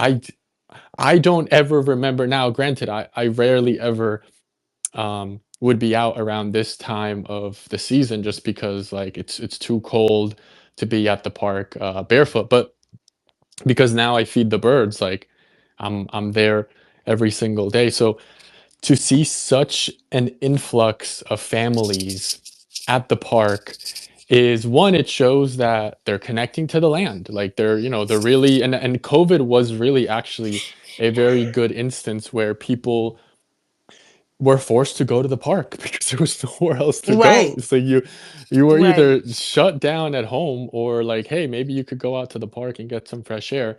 Um, but what you were At least saying, people went to the park. I couldn't get anybody to go to the park during COVID. It was horrible. They had the first of all in Maryland they had the parks oh well, Maryland must cordoned have been off. insane. Yeah, Yeah, Maryland. I Maryland feel was like really Maryland was bad. like a police state. It was. It's very very frustrating. That's why I was like, "No, I got to get out of here." Um, and I noticed something. I just want to say, I had went back through my tweets, looking like I said for this whole milk thing, and I have a tweet of exactly what was taken from me at the time because at the time people were like, "Oh, people are jealous of this and that." I said, "Nobody better say I'm jealous because I have my family property. I have my old man. I drive 2 hours to get veggies and milk and eggs, and my kids are at home, and I take care of my mama. My life is great." They took all of that from me. Every single thing on that list, they literally took from me. So I'm like, okay, I'm glad I have old tweets to go back and look at because those was the narratives I was investing in, and that particular tweet I tweeted on 11/21/2019. So almost Wow. exactly 2019, 6 years ago. Yeah. Yeah. Yeah, 6 years and 2019, 1 week. that was a big year. And It you were, was. I mean, I forgot about the kefir. Completely Oh forgot yeah. about that. Oh man. I I had remember like buying the kefir grains from the Facebook. It was some Facebook group, and yes. I went through those grains. Eventually, I think the grains kind of stopped working. So I had to throw them out, or I don't know what happened, but something happened with the grains, and then I just kind of I forgot about the kefir. I Yo, I completely used to forgot about it. I love gotta get back kefir. in that. Yeah, the Yeah, kefir, and I mean, notice. Well, it's hilarious because the kefir now is fucking huge. it It's is. everywhere now. Granted, it's not Everybody, raw, but yes. it's like it is. Americans love kefir, like they love kombucha. Yes. I remember when I had I was making my own kombucha, but then I ended up stopping because I was like, I don't know how much sugar, because obviously you need sugar to feed the bacteria, but I started to think about like I don't know how much sugar I'm ingesting because I put all the sugar, but I don't know how much of the bacteria has how much bacteria has consumed the sugar. I could just be drinking sugar water, but kombucha Sure, I fuck would be went okay with that. mainstream. Kombucha Yeah, went everybody drinks kombucha crazy. now. Yeah, they swear by the kombucha. Um, so going back to like this whole narrative investing is, and you laid it out very well in terms of like the key to narrative investing is it's basically it's reclaiming your power and realizing that like you are indeed the creator, and it's very important to not be fixated on, oh well, no one's looking at me, oh well, no one is following me, oh well, no one is listening to me, oh well, like I have no one is around me, no one's supporting me, this that. When you Right. feel called to, in this case, invest in a narrative, whatever that narrative may be, when you feel called to do something and you do it with effort, you do it with a focus, you do it with a discipline, which we could talk about maybe spaces in the future where self-love is what creates discipline. Discipline, I think, has a very negative connotation in our reality where it's like they make discipline seem like it's like suffering. They make discipline seem like it's something hard, difficult. Right. Whereas when you actually love yourself, when you're doing the work to love yourself unconditionally, the end result of that self-love is discipline. But we can talk about Yes. that another time. So when you get called to do something, uh, because you have this self-love, you're willing to go after that calling, and you're not looking around saying, oh, well, nobody else is doing it. Nobody else is doing what I'm being called to do. So, like, maybe it's not good. Maybe it's bad. Maybe it's this. Maybe it's not working. So people You get, start to doubt yourself. yeah, people get psyoped out of doing what they're being called to do. But if we have that very strong self love and we keep focusing and investing in that which we are called to do, we are then investing our energy into that thing, into that narrative. And as we are investing energy into that narrative, it starts to get more powerful. It starts to be it goes from being an infant to then being a baby, to then being a kid, to then being a child, to then being a young adult, a teenager, and then a young adult, and then eventually, like, it gets old enough that the narrative then is able to stand on its own. And when a narrative is able Right. to stand on its own, that's when it's ready for prime time. That's when it's ready for the Right. mainstream. And that's when you, as the investor of that narrative, you start to really reap the energetic dividends and the rewards of doing what you were called to do. Because how is God going to provide us with divine authority? How is He going to provide us with our divine powers if, when we are called to serve Him, we sigh up ourselves out? We question Right. ourselves out of it, right? And the thing is, people, instead of serving him, they will focus on, well, I'm just gonna serve myself and be as powerful as I can, and basically, f God. And so they go off and build their own sandcastle, but then eventually the sandcastle is just not in alignment. And so now Right. these people have these sandcastles that they've spent endless amounts of energy, endless amounts of time, endless amounts of resources building. God is now coming in saying, yeah, all of that, like, now you either serve the chosen ones, or actually, he's not even probably saying that. He's just going to say, I'm going to destroy all of this, by the way. You keep Right. not following my orders. You keep not, like, serving. So this is all just going to go to ruins. Obviously, what is the peasant going to say? Well, the peasant is going to be like, no, no, no, no, you can't take this from me, God. Like, I'm gonna fight tooth and nail to maintain my sandcastle. And then obviously God's like, okay, let you keep the sandcastle for a little longer, so that you really learn your lesson. And then boom, it just gets completely destroyed. And so it goes Right. back to, everybody wants to have divine powers. Everybody wants to be powerful. Everybody wants to be this, like, supreme ultra leader, like, influential in their community, have people look up to them, uh, just having this powerful wisdom. But are you following through with God's calling? When God calls on you to do something, are you doing it, and doing it with a conviction that makes the spiritual world say, oh shit, wow, Right. okay, he or she really is doing something here? Right. People are not doing that. They haven't been doing that. So obviously, how can they expect to have power in this reality? How can they expect to have gravitas? That's why everyone went off to go chase money. That's why they went off Right. to go and try to climb the corporate ladder, or whatever it is, things that they're doing. But they're realizing, like, that they're just a rat in the rat race. They're not really. It Right. doesn't matter how much they move up, they don't really got the power as they thought that they were going to have the power. And even the money that they might be making, which most of these people are not even really making any money, but the money that No, they it's not that no they real money. might have been making ain't buying. Okay, you could buy some trinkets, but so what? People are realizing that they are insignificant, and the human is not insignificant. So imagine It's being a not. human and realizing that you are insignificant, while also being shown the fact that a human is not insignificant. That's chaos. That is torture. It is. That ego death tower moment type of situation that has the ability to destroy the sanity of people. Yes, absolutely. And okay, I got two parts of this.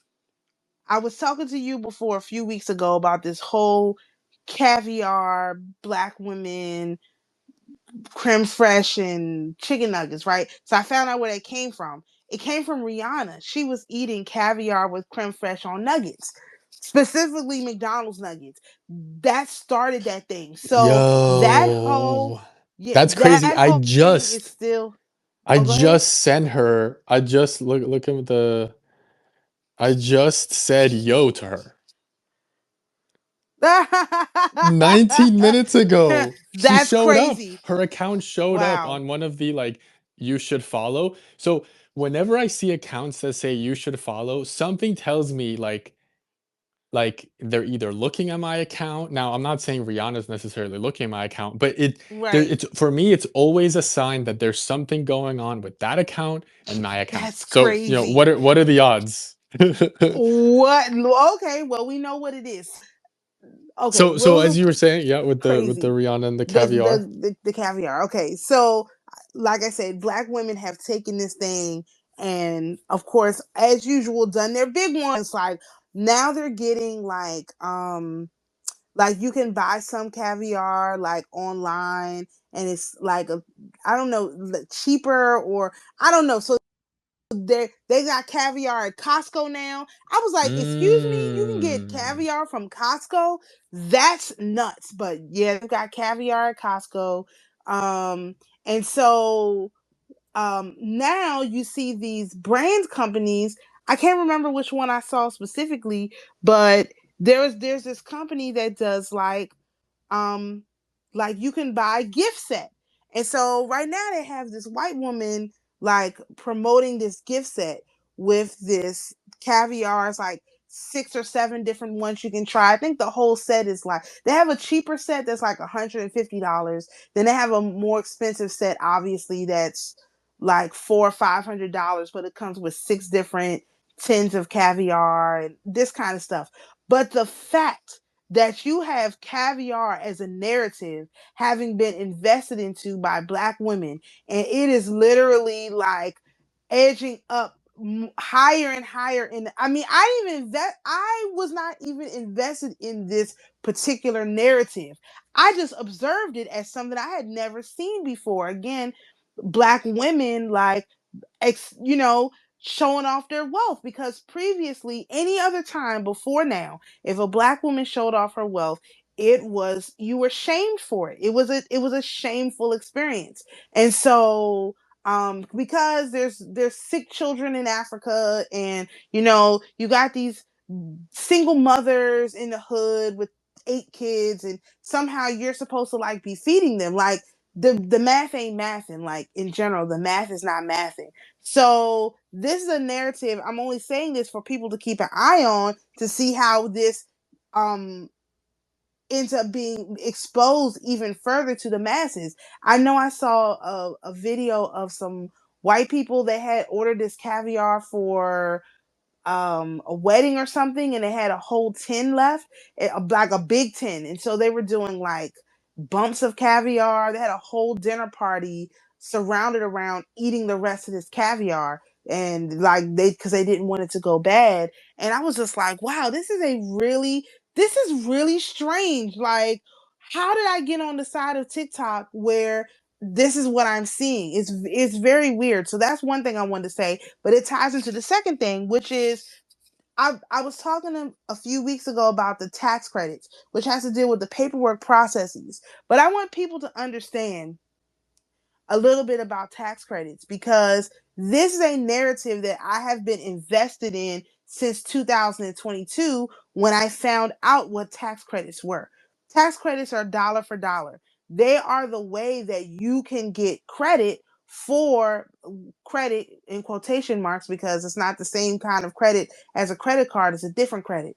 But you can get credit for your um business losses, right? Because there's business tax credits and there's personal tax credits. So if you have people who have lost money on crypto, because this is how we initially got invested in making these tax credits do what they're supposed to. If you have people who have lost money in crypto, you have the name of the company, you can get tax credits for your losses. If you have a, like all those people who got rug pulled and stuff like that, if you had a contract where they said, they made you a promise that, oh, we're going to give you X, Y, and Z as a return if you buy X, Y, and Z, that's every year. Like they're supposed to honor that contract every year, which is why you can go and claim tax credits for them. You even if you lost the money, you can still get the tax credits as long as you can prove that you lost the money. Like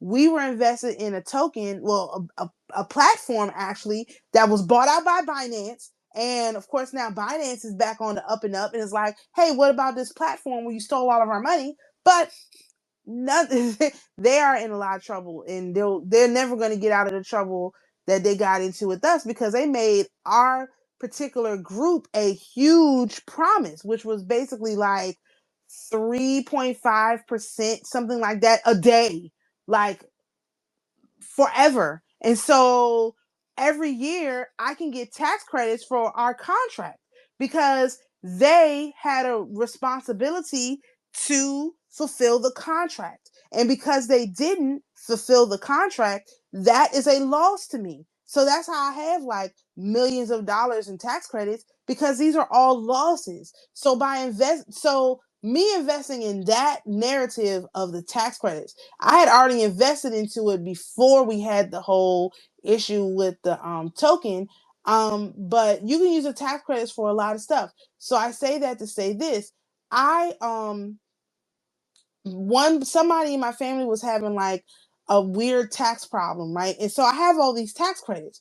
So I told them, I was like, listen, just tell me how many tax credits you need and I can assign them to you, and that'll take care of your issue.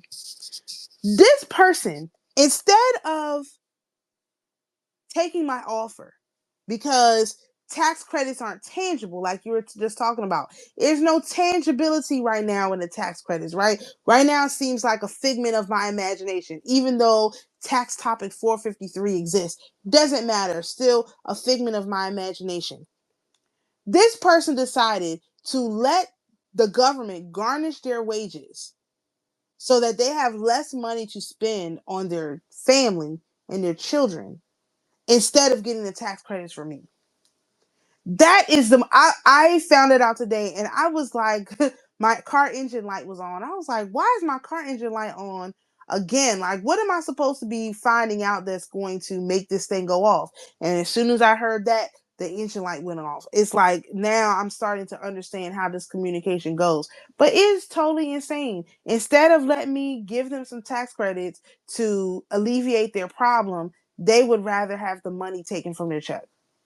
So this is the kind of stuff you have to emotionally deal with when you are investing into narratives that are way far ahead of where anyone else is, because I could never do that. If somebody said they could help me, all they had to do was fill out some papers. This is what I say about a lot of stuff. Like everything is just a couple papers you got to fill out. Yeah, you got to figure out what's going on, but it's not hard stuff. It's very, very simple stuff. Even the whole tax credit thing, it's very simple. Like it's not complicated. People make it complicated because they try to bring in stuff that they've heard from other people. But if you just read the documents, like it's extremely like simple. And but that whole thing really disturbed me because this person has children. Like they're letting the government take money from them and from their children instead of letting me resolve the issue. And that's really sad, actually. But that is just the nature of things. So you really can't. Is that going to stop me from dealing with tax credits? Absolutely not. I don't care if nobody believes that this is how they work, even though it's written down plain as day. I don't care. It doesn't matter to me if you don't think that it's going to work. If I know what, again, this is where the social proof comes in. Once I have the social proof, like that it works, that again, these processes in general that I do work, I'm not even gonna have time to deal with that person. Even if they want, they're gonna have to like get in line. I'm not going to make a special arrangement to help them, because when I did make a special arrangement to help them, they didn't respect it. And so I can't, that's another thing. Like, you can't waste your time. Like, once you've invested in a narrative, you can't waste your time trying to show people respect who disrespected you. That's like my number one thing. Like, it's okay if you don't agree with me. We can agree to disagree. You didn't think I had a good plan or whatever. All of that is fine. All of that is fine. But don't come back to me once you realize you can see that I'm riding around in a new car, bought a new house, you know, kids are doing good, all this kind of stuff. Because the time to invest in the narrative, and that's another thing, we should also be on the look for narratives to invest in, which we always do anyway. But it's worth being said that, like, this caviar narrative, I'm heavily invested in this narrative. I haven't bought me no caviar yet, but I'm invested in a narrative because women being able to display their wealth in a way that's not hurting or offending anyone is something that should be possible. It doesn't violate any of the virtues as long as it's in moderation. That's virtue number 9. And you're frugal about it, meaning you're not like buying the most expensive caviar you can have. Like, you're just buying like a reasonable price caviar. Like, if you're being frugal about it and you're doing it in moderation, I don't see the issue around the whole thing. So I'm heavily invested because these women, they're not like in some fancy house, like, you know, in some fancy clothes, like that whole Nara Smith weird girl. Like, they're not doing that. They're just like, yep, I'm in my kitchen. I got my bonnet on or my night clothes on. This is my nightcap, whatever, something I'm doing to treat myself. Yeah, that's fine. That's an appropriate way to engage in the energy. And so the fact that you have people out here who don't even like understand the appropriateness of that and will really like have an issue with it, because there's lots of people who have issues with it. They're in the background right now because they're the minority, because they seem so like just jealous, like and they've got an issue. And so given like the nature of how some of this stuff works, is just like, wow, these people are really they're really, really in trouble. Because if we invest in good narratives, like again, okay, you're gonna rug pull somebody, yeah, you're gonna be having to pay taxes on that forever, because you know that's a way to for the people to prevent these industries and organizations from doing these rug pulls. I meant to talk to you about this months ago and I totally forgot. But I was like, no, this goes along with investing in the narrative. Because if the narrative turns from, yeah, you keep making products where people keep losing money, and we can teach you how to force them to give you, at least give you credits for that, they're going to stop doing this kind of stuff. Right now, it's running rampant because there's no enforcement. And sometimes investing in narratives also includes investing in the enforcement of these narratives. Like this whole meat thing, like I think it was in 2019, 2018, where they got rid of MCOOL. I think it was 2016 actually, where they got rid of that's the mandatory country of origin labeling. They got rid of it, and I was really upset about that at the time. And I had invested a lot into that. That's why I had went and found a meat share. Because I was like, I cannot keep buying meat from the grocery store, and I don't even know where it comes from. Like, that's unacceptable. So I had stopped buying meat from the grocery store if I couldn't figure out exactly where it came from. And I got the meat share. So now you have that topic back up, but not only do you have that topic back up, you have a vast majority of private ranchers that are literally like just advertising directly to the people, which is a much better system anyway. Like, forget about going into these grocery stores. These grocery stores are horrible the way that they treat people. And if they don't want to voluntarily tell you where your meat is coming from, maybe you shouldn't be spending your money with them. And so this is a narrative that I've been investing in ever since they did away with the MCOOL. Um, and now it's coming back around because of this whole New World screwworm and all this stuff that's going on. But I've been investing in this narrative for a long time. So to be able to order basically whatever kind of beef you want from whatever state you want it from, whatever kind of pork you want from whatever state you want it from, like just over the internet, like and it just gets shipped to your door, is amazing. Like that is a huge advancement in the narrative. So that's not what I thought was going to happen. What I thought was going to happen was the government was just going to reinstitute the country of origin labeling. But if in the absence of them doing the right thing, what they're doing is still what is happening.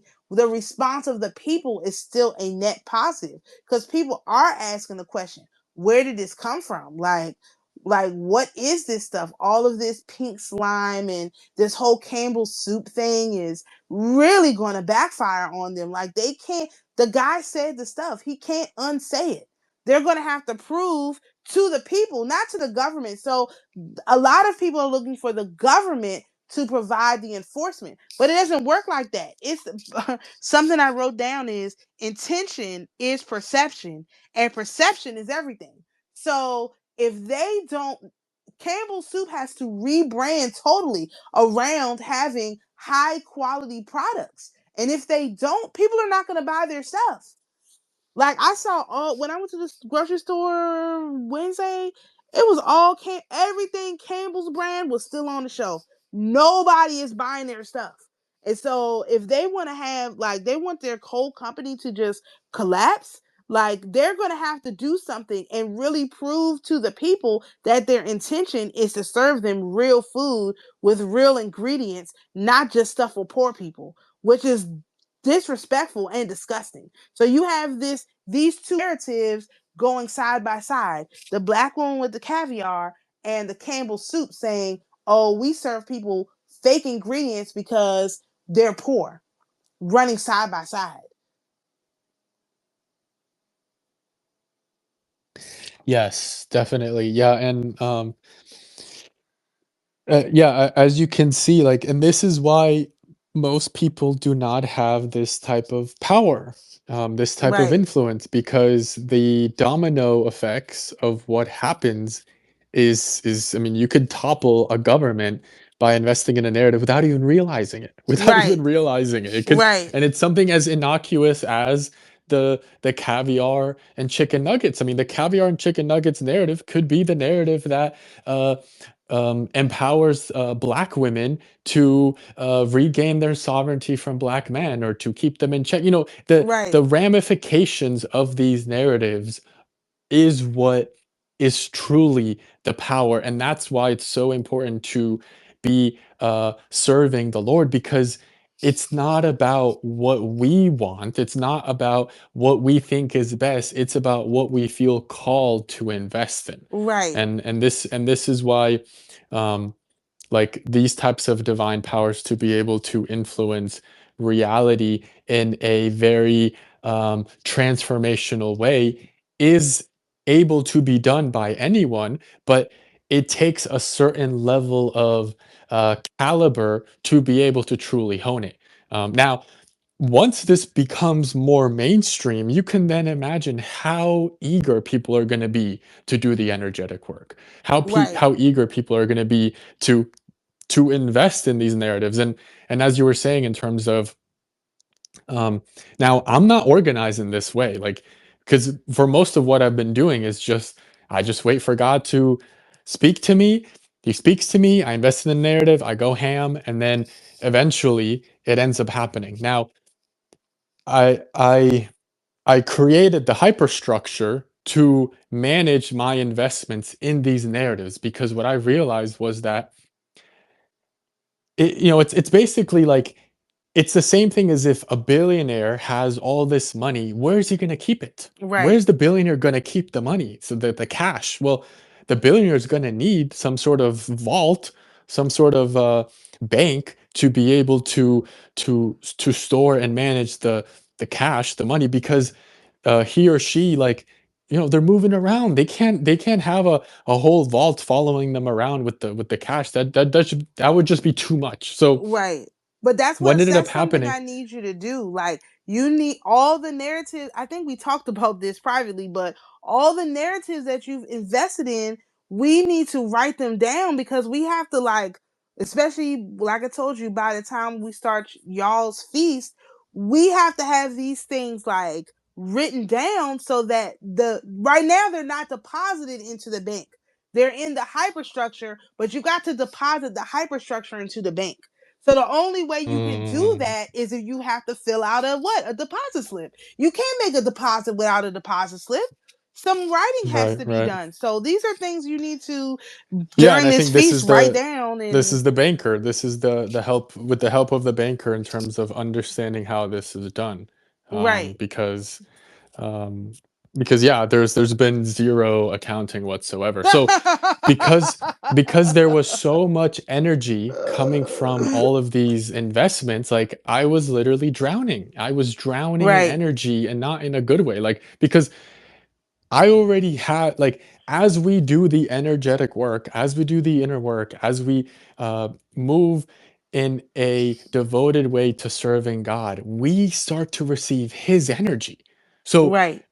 just putting all the narratives aside, just that in itself is just insane. It's a lot. It's a Yeah. lot of energy, and obviously this is why we do the energetic work, to be able to manage this energy, to be able to manage this intense, potent energy, that it doesn't stop. It actually keeps increasing as we do the work. So I was already getting more and more of his divine energy, as I have all these narratives that I've invested in, with all this energy flooding in. I was called to create this hyperstructure, and basically transfer all of the investments, literally all of them, all of the narratives that I've invested in, transfer them into the hyperstructure, so that the energy is able to accumulate there, so that I can just be able to focus on God's energy, to be able to focus Right. on just receiving His energy. And then any future investments that I make, so like the no blinking, the toe loading, the I guess semi recent, but the biggest one that I probably have at the moment is unconditional love, because I mean, it's just, can you imagine how much energy that is already producing, as well as will produce? It, A you know, lot. it's yeah, That's why I it's need you to insane. deposit it into the bank. Like, we have to get these things, and this is good for anybody. Like, when you have a narrative you're investing in, you need to write it down. You need to physically write it down on a piece of paper with a date and a time that you started talking about it. And then every time it comes up, you can just take that same Mm, sheet of paper and write it down. Hey, the people are talking right, about it right. again. Uh These are huh. all, this is your account. Like, you have to account for these narratives that you invest in. Like me, I use Twitter to do my accounting. However, I go back and write things down physically all the time. Like, every year, in September, we start our new ecclesiastical year. So I write down all the video titles from the previous year. Those are all the narratives I invested in for the whole year. They're in my videos. And so I write them down, like the titles. And if the title doesn't explain well enough what I'm talking about, then I'll add like notes or whatever is necessary with the date and the time. And the length, actually, the duration of the video.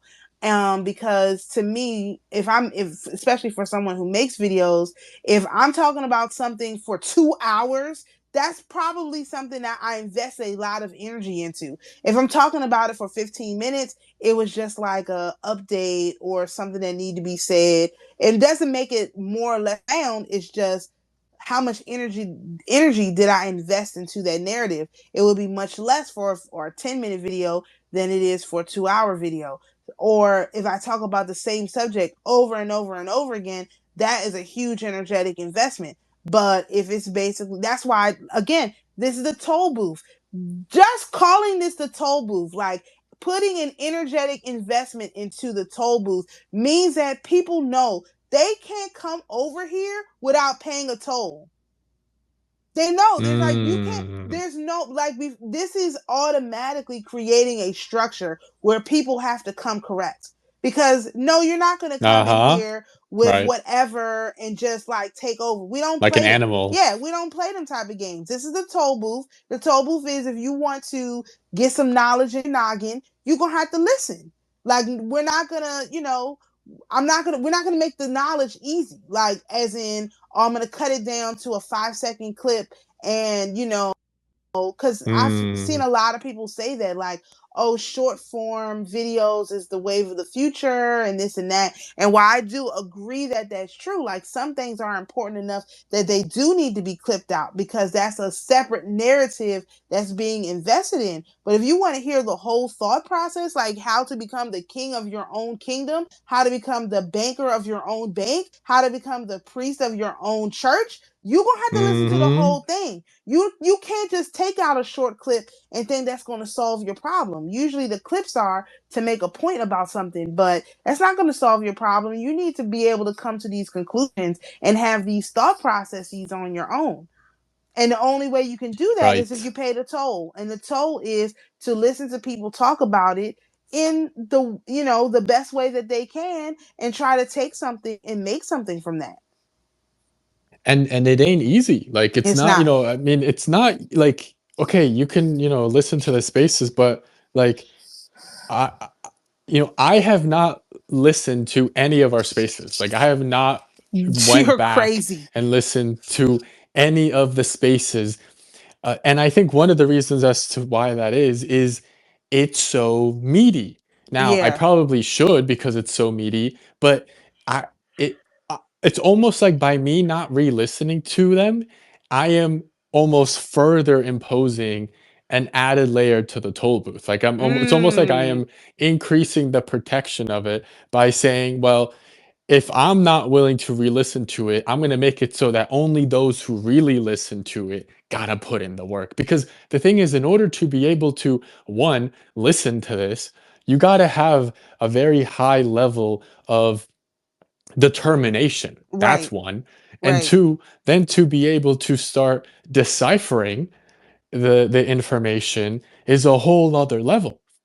Most people are definitely in this current state of consciousness that humanity's in, they're not ready for this level of No. cognition.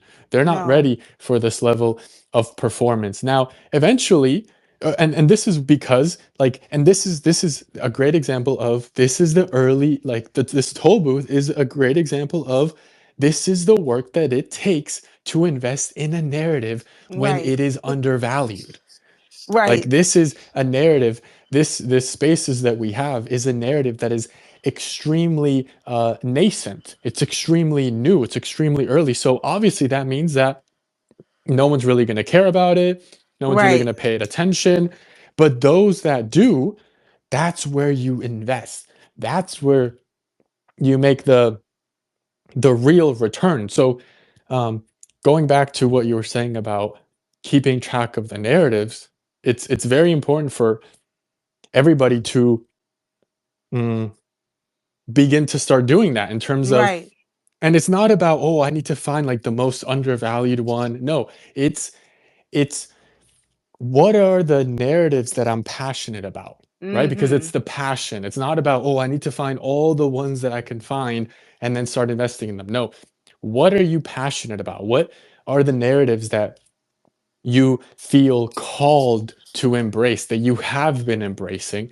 And then, as you said, writing them down whenever they show up. You do like a some sort of a journal entry, or some sort of, maybe once a week or once a month, like you go through the narratives and you write down how you invested in them. As you start to do this, your ability to, one, start to see how reality is being influenced by your investment in these narratives begins to show up. But then also you start to receive that inner calling of narratives that are aligned to your continued elevation. Like the Right. recent one that I've been called to do is the prolonged silence. Is going extended periods of times. I think at least 24 hours of not talking, no talking whatsoever. Um, I wasn't reading a book to figure it out. No, this is just a narrative that came to my head Right. that was called for me to invest in. This is where we end up in, where we are not going out there to seek the narratives to invest. They Right. come to us. And the reason that they come to us, obviously part of it is God sending us these messages, but the reason that they come to us is because we got the ability to make them come into fruition. We have the Exactly. ability to make them be manifested into reality. So obviously, they're going to come to us because we got the power. We got the gravitas.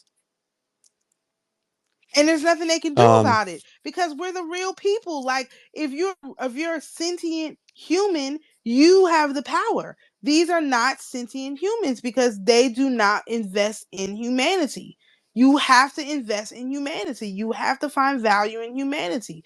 They don't. So because they don't, the only thing they can do is follow after what the ones who are literally blood pumping through their veins, you know, taking on the orders that are given to you to do. Like I didn't know about any of this stuff. Like I was just like, oh, searching through the internet and kind of looking into the crypto stuff. I'm sure that's how I started following you. And you started going into all these narratives that's way out there. And I was like, oh, okay. I like this one. I like that one. I like this one. And I'm done with crypto. Let me do this. Let me do that. That's what I found to be interesting. But I do that. Even this caviar and chicken nuggets thing, I had to see it like 3 different times because I only get on TikTok like once, maybe once a week, like really once a month. Like I don't like to be on TikTok too long because it's just all encompassing.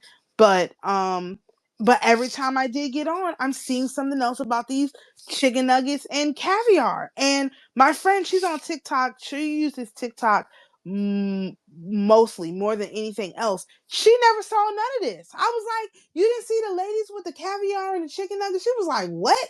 I said, why did the algorithm show that to me then? You're on TikTok way more than me. How is it that this is what I'm seeing and you're seeing something totally different? That's crazy. That's so weird. Like, I don't know why it was shown to me, but I just kept seeing it over and over. Every time I would get on, I would see another couple videos about it. I'm like, okay, I have to actually invest in this narrative. So I pulled open the website. I'm looking at the little things that they give out. I'm trying to figure out what this, how this thing goes. It's very, very interesting to me. Whereas before, if you would have, like a year ago, just a year ago, if you'd have been like, yeah, you're gonna be eating like 10. First, it started with the whole 10 fish thing. Like everybody was eating 10 fish, 10 scallops, and just a bunch of 10 fish. And I'm like, what in the world is going on here? This is so weird, but it has a lot of protein. So I bought a bunch of it. I prepared it in different ways. And I was like, actually, this is not bad. Like, I'm not really sure why I didn't invest in this type of, except for tuna. Like, everybody eats tuna fish from a tin, but there's so many other different options and so many other things that you can do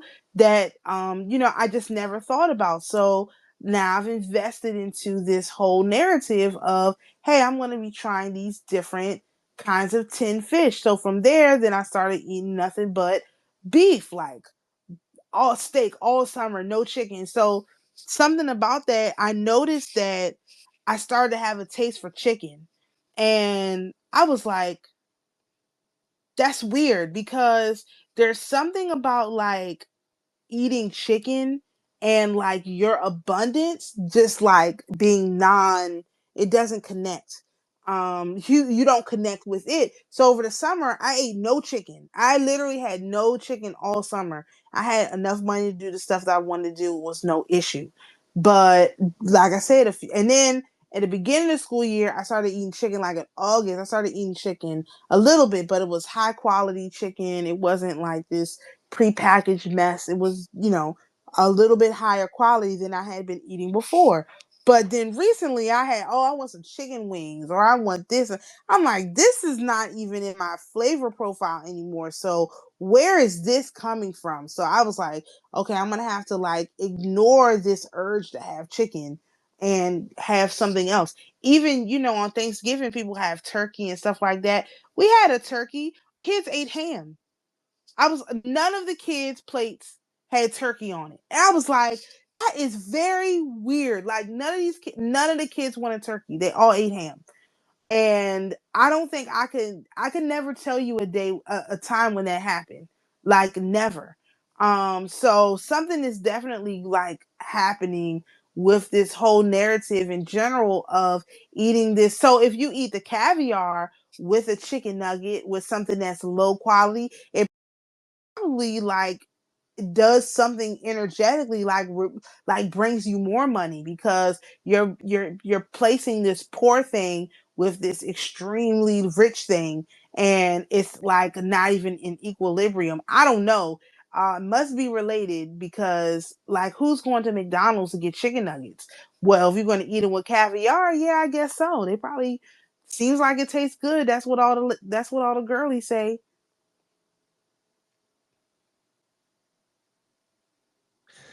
Yeah, yeah, that's interesting. Um, yeah, some people kind of complained in my family about the turkey this year. They weren't really feeling the turkey. Yeah, it's Um, weird, right? Weird. No one's ever had a problem with turkey before, and this year's is like, we could have went without it. We could have literally gone without it, which is weird. mm-hmm, right. I wouldn't mind Um, fried, but I couldn't pull it together. yeah, yeah, I think it's very important to get organized with all these narratives because, like, for me, um, and I do definitely feel like the Thecla, like the Thecla lady, the Yeah, Saint yeah, Thecla, where like yes, I'm not here to like I never wrote any of this down because it for me it wasn't about the oh look at what I have done, oh look what I've accomplished. It was always about like I get the calling, and now the last few years, or really the last year and a half, I realized that it was from God. But before it was like I just had this intense calling to support these types of narratives, the ones that were ignored, the ones that I knew could benefit humanity in a very significant way, and nobody was like gave a fuck about them. So I had to put them on my back and get them going. Um, Now, I've talked a lot about narrative investing and also obviously promote the fact that I have been talking about these narratives for a long time because for me, it's not about like bragging about these what I would consider very significant achievements, but it's rather about showing people like this is the social proof, right? This is what I see as like right, the social proof where it's like, guys, I'm not just talking out of my ass. Like I'm not just out right. here just, trying to say that I'm this and that and I don't have nothing to back it up. Like my track record when it comes to investing in these narratives is is bar none.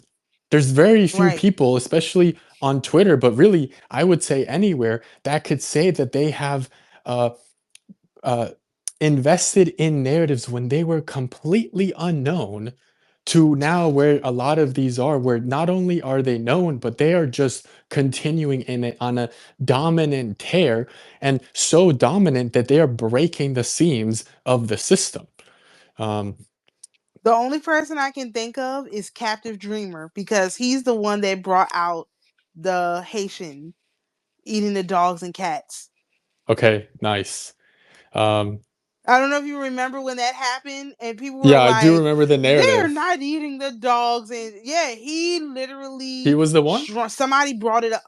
Yeah, Captive Dreamer. He was the one that strong armed that thing into reality. And I mean strong armed because I don't follow him, but I follow, adjacent people and they were going ham. Poso picked it up, all of the big ones, big accounts picked it up. They were going ham on this Yeah, whole and thing with the it makes dogs and me the cats. think where are these intelligence agencies? Because this is propaganda. I mean, this is what the propaganda is about. And narrative investing is in many ways propagandizing. This is what the master Oh propagandists well, do. well, the seditious six put out a video telling the military to revolt. That's what they're invested in all the wrong Yeah, narratives. right. They're invested in what's that thing that happened in North Carolina with that white girl who wasn't even an American and shouldn't have even been Oh, here, got the killed by that Ukraine. black Uh-huh. man. Yeah. Arena, yeah, like Yeah, she that was shouldn't such even a have been here. BS. So And the normies ran wild with it. They ran yeah, wild. And yeah, but notice it they're died. It invested just in. died. Like it's no one. They keep trying to Yeah. resurrect it, but because Well, that's it. it doesn't stick. That's the thing. Is imagine if we had that apparatus supporting us. Like it and that's the funny thing is when you are in alignment, you can have all the barriers in the world. It's still going to happen. And Right, our rise to power, the rise of the Holy Imperium to power, has been under intense negation. It's been barrier after barrier after right, barrier after barrier, and even when we break the barriers, there's more barriers and then more barriers. And even then it is bending reality to our will. So now imagine very soon, because it's already happening, but it's it's coming coming. very soon, when now you have the whole apparatus supporting you. It's Well, game over when you have the elites. I had a dream a long time ago. Well, it was a dream or a vision, but I was like, the government is going to they're going to have to reach out to me to develop this program for dealing with these credits. That's why I put together the class, not because I thought I was going to use it like necessarily for me and people I knew, but I'm like, the government is going to need to have a structure for dealing with people sending in all this paperwork, Mm, because this is how the government used to operate. But those people who know how to deal with this paperwork, 9 times out of 10, are no longer a part of the government. So they're going to be getting all this paperwork and they have no idea what to do with it because there was never any protocol written down. And so when I first started working on this paperwork stuff with one of the ladies, one of the sisters, I told her, I said, the government is going to have to come to us for this program. They're going to have to. And I actually believe she didn't believe it. When I said it, she didn't believe that it was true. And so I think that's why she stopped investing in the narrative the way that I did, and the way that I am, because she just didn't believe it. And I'm like, no, they're going to have to, because these men that do this paperwork stuff, they don't know what they're talking about.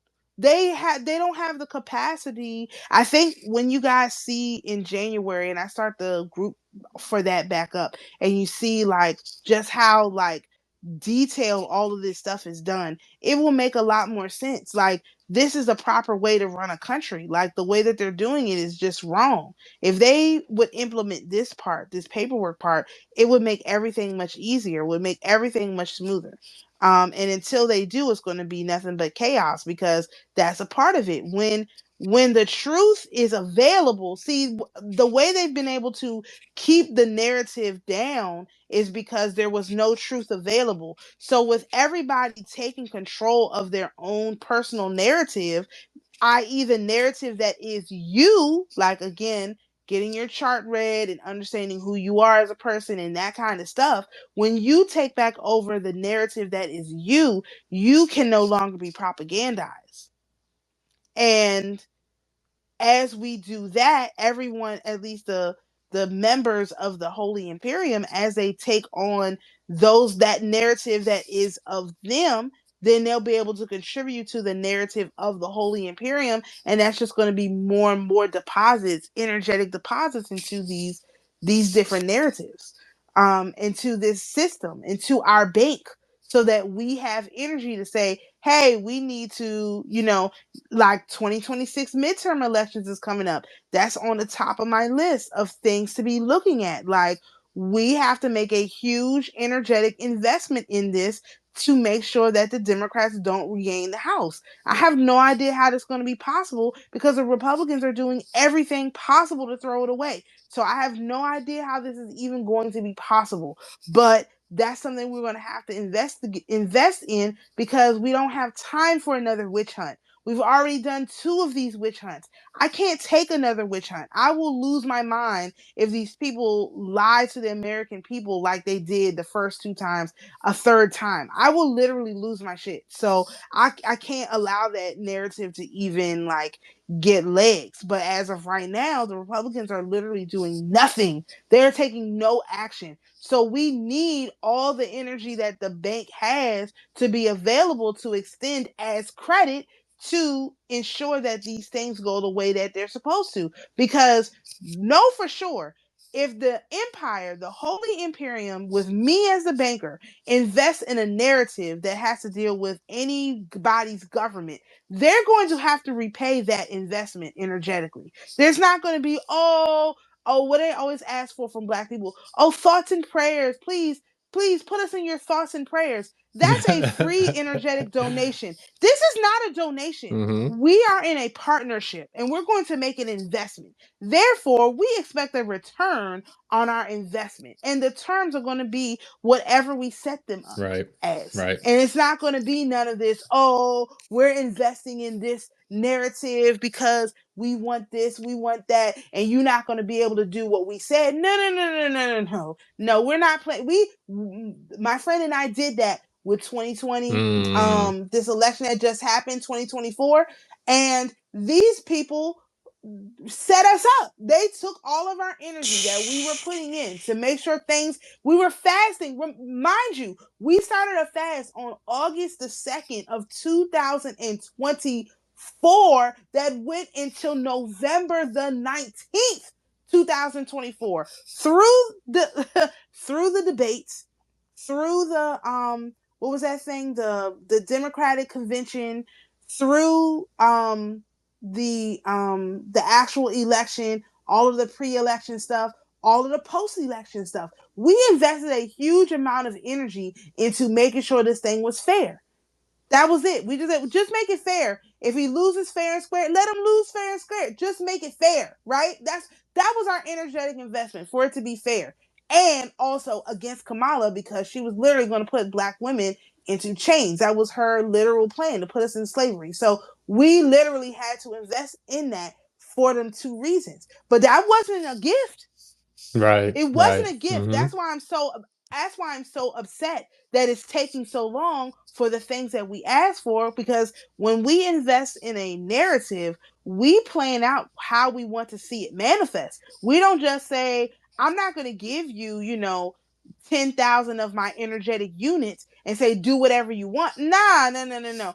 When the parable of the talents is, the master gave one servant 5 talents, one servant 10 talents, one servant 5 talents.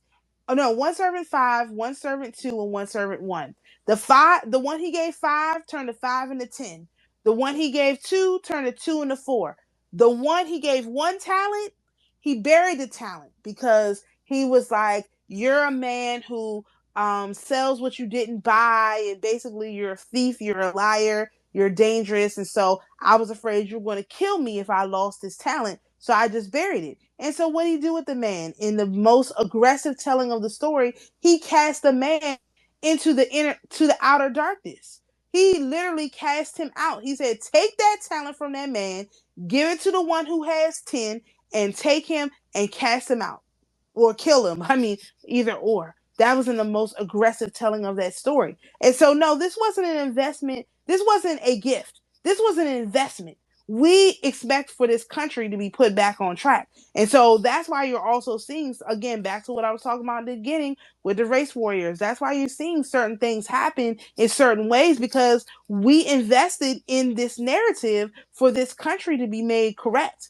And they don't have an option whether they're going to do it or not, because the bill has come due. Like, I'm feasting. The bill is due. So somebody has to pay the bill. Now, I already set up all kinds of ways they can pay the bill. I've already submitted all documents. There's no documents that need to be submitted for them to pay the bill, but somebody has to pay it. somebody in this government has to pay it. They don't have a choice because we made an energetic investment. And that's how you have to look at it, especially when you're dealing with politicians or just even if you have a job. If you agree to take a job, what do? They take your energy. They harvest your energy actually, because they don't tell you that they're taking it. They harvest your energy. They use it for whatever BS and dumb stuff they got going on. And then they give you some free tacos and say, oh, this is employee appreciation. You're going to agree to what? Sign a contract to what? Give us your energy for another year with no strings attached. Absolutely not. That's not what we're doing. I'm lending you my energy. That's how I look at my job. I'm lending you my energy so that I can see what's going on with these kids. And as long as these kids are cool, I'm cool. But when I see the kids not cool, I'm not cool either. I'm withdrawing my energy, which is what I'm in the process of doing now, withdrawing my energy so that y'all can see what it would be like without my energy. Because obviously, you've gotten too comfortable in my energy and my children's energy that you think you should just run all over us. That's not a good choice. And so I'm gonna have to help you make a better choice because it's my energy. I just lent it to you. And that's what, like, I think we talked about this kind of with cord cutting, but another part of this is recalling your energy. Like, for every energetic narrative you've already invested in, if you have not seen the fruit manifest, you need to recall your energy. I just recall my energy back. And it has to be returned to you. So I think that's another, like, I'm going to have to make a video on that because that's important. Yeah, definitely. Yeah, I mean, there's if we don't recall our energy, especially, I guess this is the energetic hygiene. If we don't practice the Right, proper energetic hygiene, like the energy is just all over the place. right, A big, one of the important things of having a banker in the empire is like I'm disorganized. Like it's all over the place. All the stuff that I've been doing right, is has been all over the place. And so right, one of the things that I was thinking about actually about almost a year ago was that in the future with the hyperstructure, like the hyperstructure has all this energy and it has not invested any of its energy. It's basically just it's just been accumulating money. It's just been accumulating right. money all these years and it continues to accumulate money and it has not spent any of it. Everything that I'm doing is Mm, my energy. It's the energy that I've been receiving, energy that I've been cultivating, the energy that I've been alchemizing.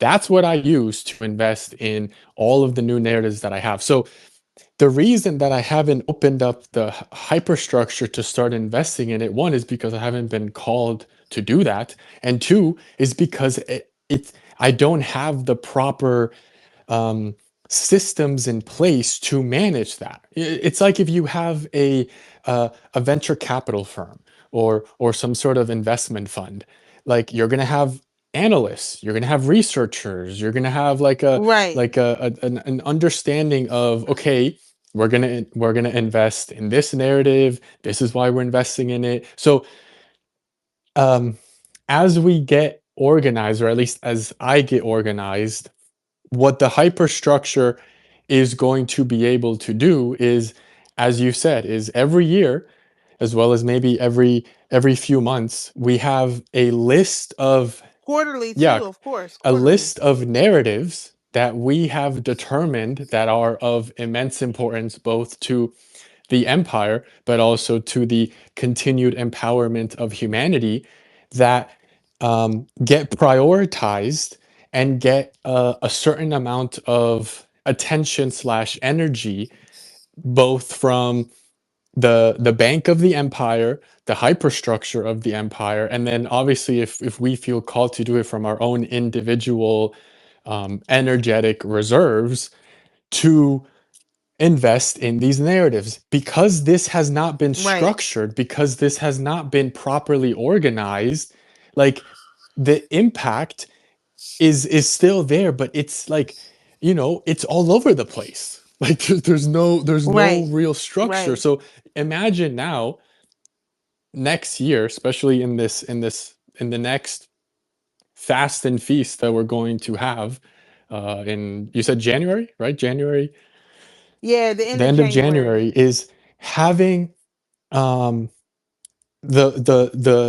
the aligned narratives that we're going to implement or focus on for those next 6 months, or basically until the next end of that year, the the the zodiac year.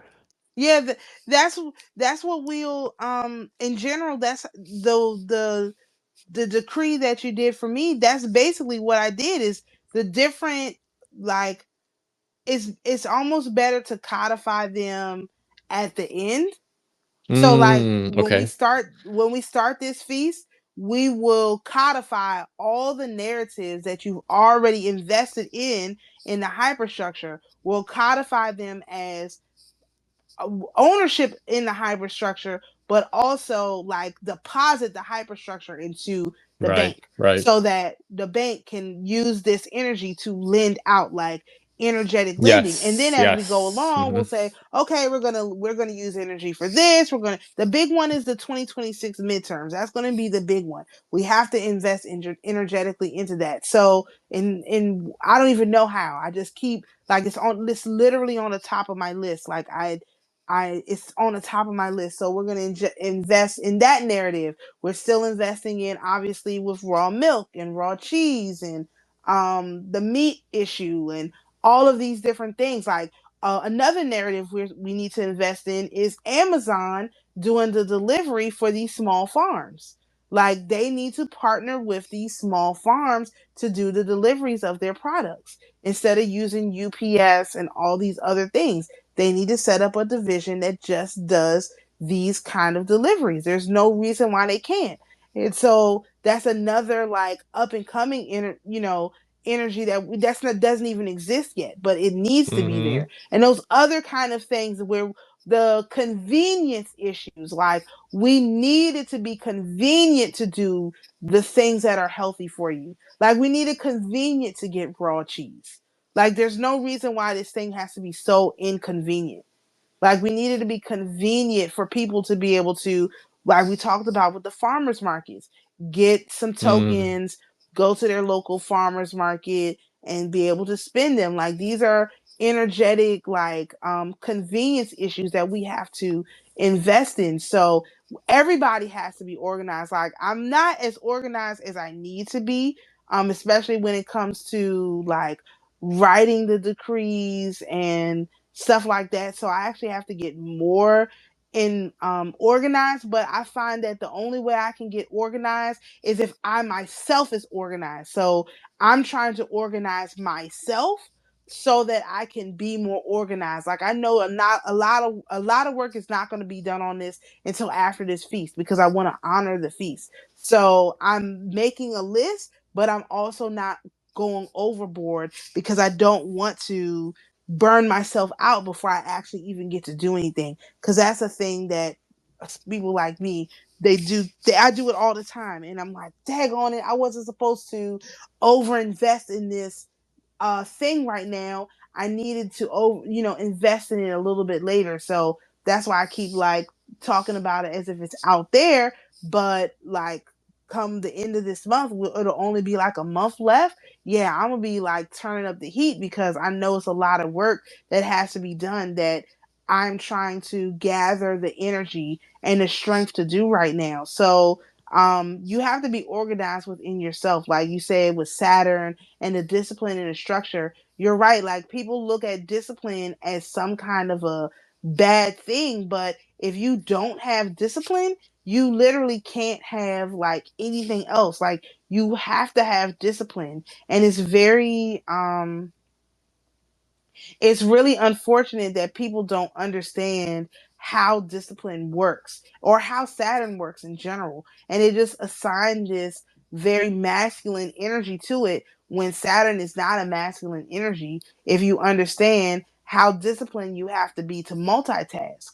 And that's not something, men are not great multitaskers. Women are multitaskers. And so that's definitely a feminine energy. Like it bothers me. There's these people like, oh, this is a masculine energy. All the planets are masculine. It's like, but there's a thing called the Seven Sisters. So how all the planets going to be masculine when you got a thing, the Pleiades, they call the seven sisters, and we have seven planets? Like, you think that's an accident? Like, I'm just confused about your understanding of anything. But people do this stuff all the time, and it's really, really frustrating how they just assign qualities based on something they read, and they haven't had a personal experience with Saturn.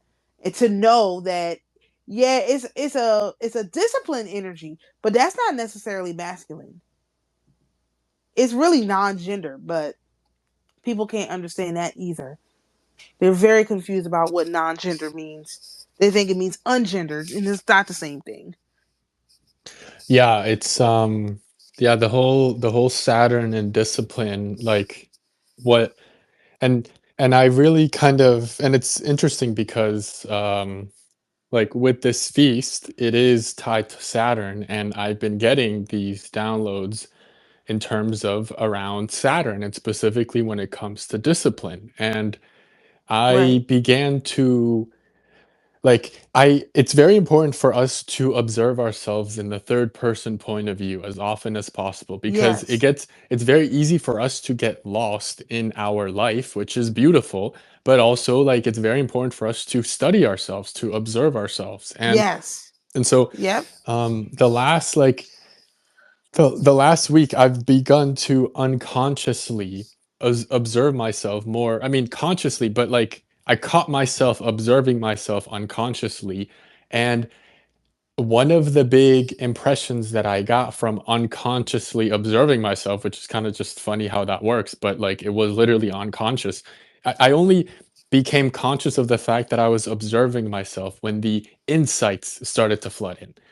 And one of the insights that I got was, wow, your discipline has gotten really fucking good. Like Mm. you've become very disciplined. Like this summer, I was toe jogging and toe running every single day, at least 4 miles. That would take me like an hour to an hour and a half. I've never enjoyed running. I never liked it. It was, now, was it tough? Yeah, especially because I was doing it on my toes, but it Right. was so, like, even though it was hard work, it felt effortless. Even though it was like it was a grind, it was, it's really weird dichotomy, because it's like you can still be working your ass off, but because you're flowing and showing devotion to Saturn, it it's like it's like you're able to be in this weird state where you're working your ass off, but also it doesn't feel like such a struggle. It doesn't feel like Right.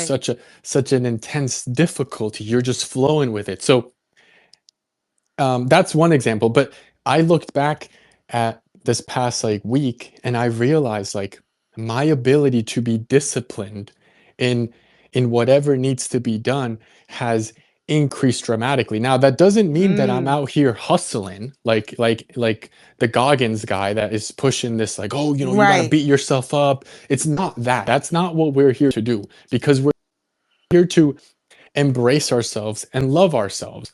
But when you are called to do what God commands you to do, it demands a very high level of discipline. Yep. And so I have noticed that the discipline has now become effortless. It's become a part of my being. Now, that does not mean, obviously, that like it's gonna be a walk in the cake for the rest of my life. No, of course, there's Right. still going to be effort that is important to be enacted. But my relationship with discipline, and really my relationship with Saturn, has transformed in a way that I didn't realize it had transformed. And Mm. then I started to think about, well, how did this happen? Because it's not like I just went the whole Goggins situation where I just went balls to the wall in that way. No, it was because as my self love compounds, there is a very high level of standards that keep increasing in terms of my ability to perform. So when I am performing, I'm performing at the highest level. But at the same time, I allow myself to rest. I allow myself to relax. I allow myself to have a lifestyle that enables me to perform at the highest levels. And I think this is the difference between, there's people that they feel like they have to be working hard all the time. But usually what they work Yes, hard on is bullshit. They're just working hard exactly. on Oh my literal God. bullshit. So instead of us working hard on bullshit, when we start working hard on what we're passionate about, what we're being called to do, obviously the system does everything it can to not allow us to do that, but we have the passion to be able to overcome that, to make sure that we uh, embrace our passion. But when we are passionate, and passionate comes from the morals, and the morals really comes from our self-love. We cannot have morals if we don't love ourselves. The more Exactly. that we love ourselves, the more, the stronger the morals we have for ourselves, as well as for others, for animals, for nature, for this reality, for God.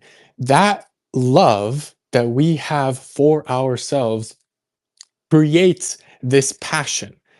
And so when we have this very intense passion, when we are called to do something, we do it to, at just an insane degree. Now, I usually end up taking it too far, but in many ways, it's better to take it too far than do nothing at all. It's better to go balls to the wall and then say, "Oh, look, I gotta kind of find some balance," than most people that they don't even try. They don't even, they psych themselves out to when they're called to get started. So with all of this being said, is as the years continue to pass with my embracing of this unconditional love, I am beginning to understand why people fear Saturn so much, why this discipline thing Yeah. is such a challenge. And it's because humans just don't love themselves. And when we don't love ourselves, it's going to be a challenge to have discipline. Like, we literally Yeah. have to get whipped by the corporate system, by our parents, by society, by our significant others. Like, we literally have to be whipped like slaves to do something in order to um, live in this reality. And that's why people don't like Saturn, because they feel like they're getting whipped. We don't have to be Right. whipped. There's no reason for us to have to be whipped. We can, No. because Saturn is a teacher. Right. And so um, when we begin to love ourselves, the inner teacher within us is very caring, is very loving, but also at the Right. same time, when shit needs to get done, we put on our, our gear and go into battle, performing to the best of our abilities. Right. They say when the student is ready, the teacher appears. However, the lesson has to be learned, whether the student is ready or not. And so that's where the problem is. The people they don't want to do the work because they don't want to be ready. But it doesn't matter whether you're ready or not. Here I come. Here I come. That's the other. That's how Saturn is. Like you should. So Ready I or was thinking not. about this. Okay. So next year we have a very, oh Lord, we have a very chaotic Mars um cycle that's going to be happening. Let me see if it's in this notebook. I have like three notebooks actually, that like two of them are totally full. Um where did I write this? Okay, so we have a Mars retrograde cycle that is going to go from January the 10th of 2027 until April the 1st of 2027. However, the foreshadow of this Mars retrograde is going to start on November the 4th, 2026, and the post shadow and what that means, the foreshadow and the post shadow, is basically when Mars hits the point that it's going to retrograde back to, and then that's for the foreshadow, and the post shadow is when Mars hits the point where it the furthest point ahead that it got before it started to go retrograde. So this happened in starting like September or October of 2024, and we didn't get out of the shadow of the Mars retrograde in Cancer until it was like, I think it was like almost May. It was some outrageously long, like, retrograde cycle. So that's about 6 months is really how long this cycle goes in. And so one thing I noticed is that when Mars is in retrograde, depending on what sign it is, that is basically telling you what energy is going to be impacted the most. Now, I don't have enough information on these cycles to know for sure what that means, but I do know that in the last retrograde cycle, it was the feminine energy that was extremely muted. So, like I said, last year, Diana didn't come through at all. Like, there was no Diana energy. I have these candles that I made for Lucinda, Saint Lucy. No response, no action.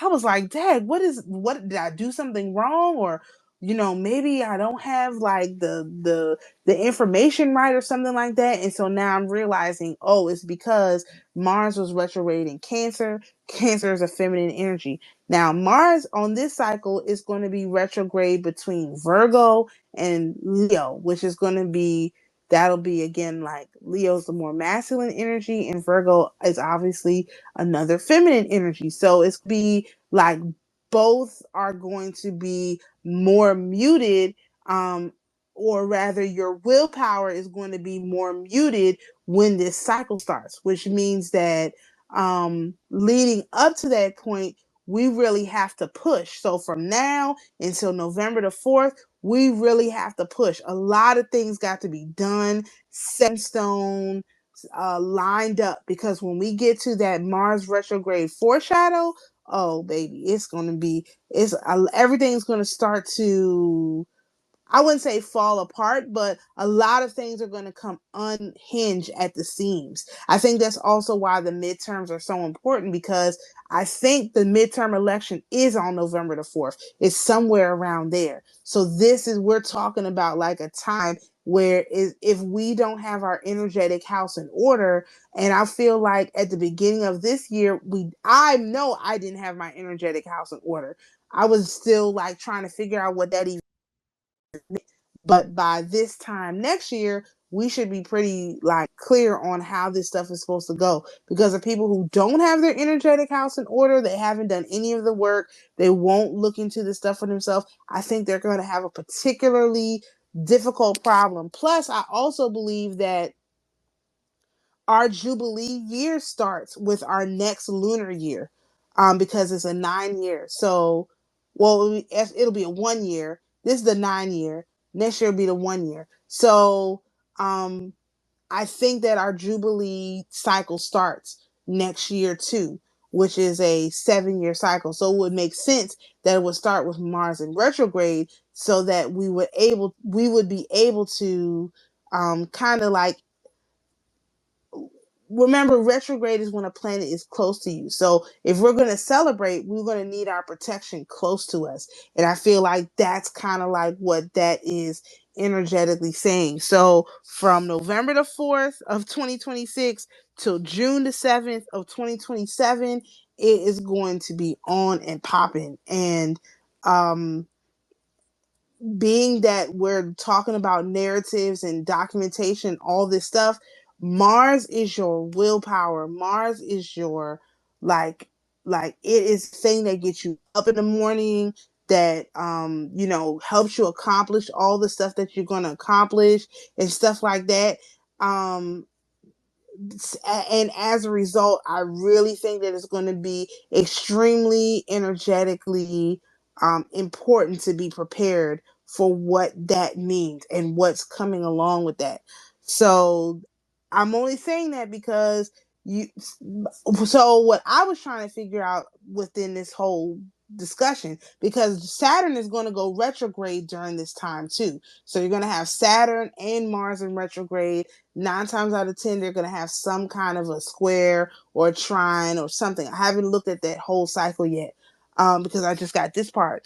But I was like, okay, I need to learn the lesson that Saturn wants me to learn during its next retrograde cycle. I need to learn that lesson early. Like, I need to put my energy into literally learning that lesson before Saturn goes into retrograde. So when it goes into retrograde, I don't have to spend that whole time trying to learn that lesson, because that's basically what happens. Like, when Saturn goes into retrograde, at least for females, is literally trying to say, okay, did you learn? You need to learn this lesson. Did you learn this lesson? Because if you didn't learn this lesson, I'm going to help you learn this lesson. But the problem is, you don't want Saturn to help you learn the lesson, because it's going to be way harder than if you had just did the work to learn it on your own. And so in ways you can catch yourself, right? So before you go down the wrong path, it's like, no. We have to make sure you understand. Plus, Saturn is going to be in Aries, and it's not going to retrograde back into Pisces like it did this time. So this is going to be a totally new energy we haven't seen for 30 years. And literally, it's going to basically be like, it's a lot of, next year's astrology is really, really difficult. So that's something that we will talk about moving forward once I figure out that what that is, because it's going to be based on where Saturn is in your birth chart, and then whatever house it's in, whatever that house has to deal with, then we can identify, okay, this is the lesson you're probably going to have to learn based on your chart, based on your stuff. Like, you can do your own self investigation into this once I explain it. And you can figure out how to learn that lesson early. Because the last thing you want, like with Mars, look, I had no idea what lesson I was supposed to learn. And the lesson that I was supposed to learn was to be more feminine and soft. And that was very, very difficult. I would say this Mars retrograde was extremely difficult. This last one we just had at the beginning of the year. And so it was so difficult that I'm extremely worried about the next one, so much so that I'm willing to start thinking about it this early so that I can prepare myself, so that whatever lesson I'm supposed to learn from this retrograde, I can make sure I learn it.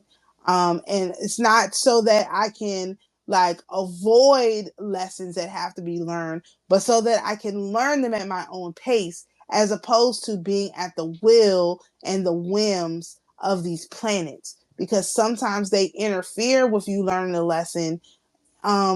Meaning you can learn the easy way or the hard way. If the planet has to teach you the lesson, it's going to be the hard way. If you learn the lesson on your own, it'll be the easy way. And I'm trying to move away. I'm also like over 40, so I can actually do this and it makes sense. People who are under 40 can't really do this, but me being older, I can do this. Like, how do I do this so that I can explain to younger people, hey, this is how it could be done, so that you can avoid some of this like weird stuff that goes along with it. Because the astrologers, they're so bad at teaching you how to actually interact with the planets that they just totally miss this type of forecasting, or they put it behind a paywall so that you can't forecast unless you pay them, which is also so inappropriate, super inappropriate. Yeah, I don't think I just think they're not doing the work. So because they're not doing the work, they don't know how to read the planets with this in mind. Right, And I think right. so with this Mars on the Mars situation, um, does this mean that like the same thing about being more in your feminine is going to show up, or is it different? No, it's going to be different because Mars is Mm, going to be in Virgo and in Leo, so it's definitely going to be different. It's not Cancer is Cancer, even though Cancer, Leo, and Virgo are all in the same like slice, they are extremely different. okay. Like extremely different. Oh, Cancer. Well, it's in the, well, it's not even in the same. It was in, they're on the top half of the chart, but yeah, Virgo is just a totally different monster in general. Like, and actually, Mars did move. So the retrograde is going to be really interesting because Mars did move a little bit into Leo before it went retrograde. And so it's going to start at I think it gets to 20 degrees of Leo, and that is the furthest back in Leo that it gets, and it goes all the way to like 20 degrees of Virgo, and then it retrogrades all the way back to 20 degrees of Leo. So it's still not going to spend as much time in Leo as it is in Virgo. So this is, I would say, is primarily a Virgo retrograde, which Virgo is related to harvest, abundance. It's still a feminine energy, as in like Virgo's related to Mary, and just that whole like virgin birth and that kind of thing. But this is Mars. Mars is not, and Mars is really, really like, it's not good in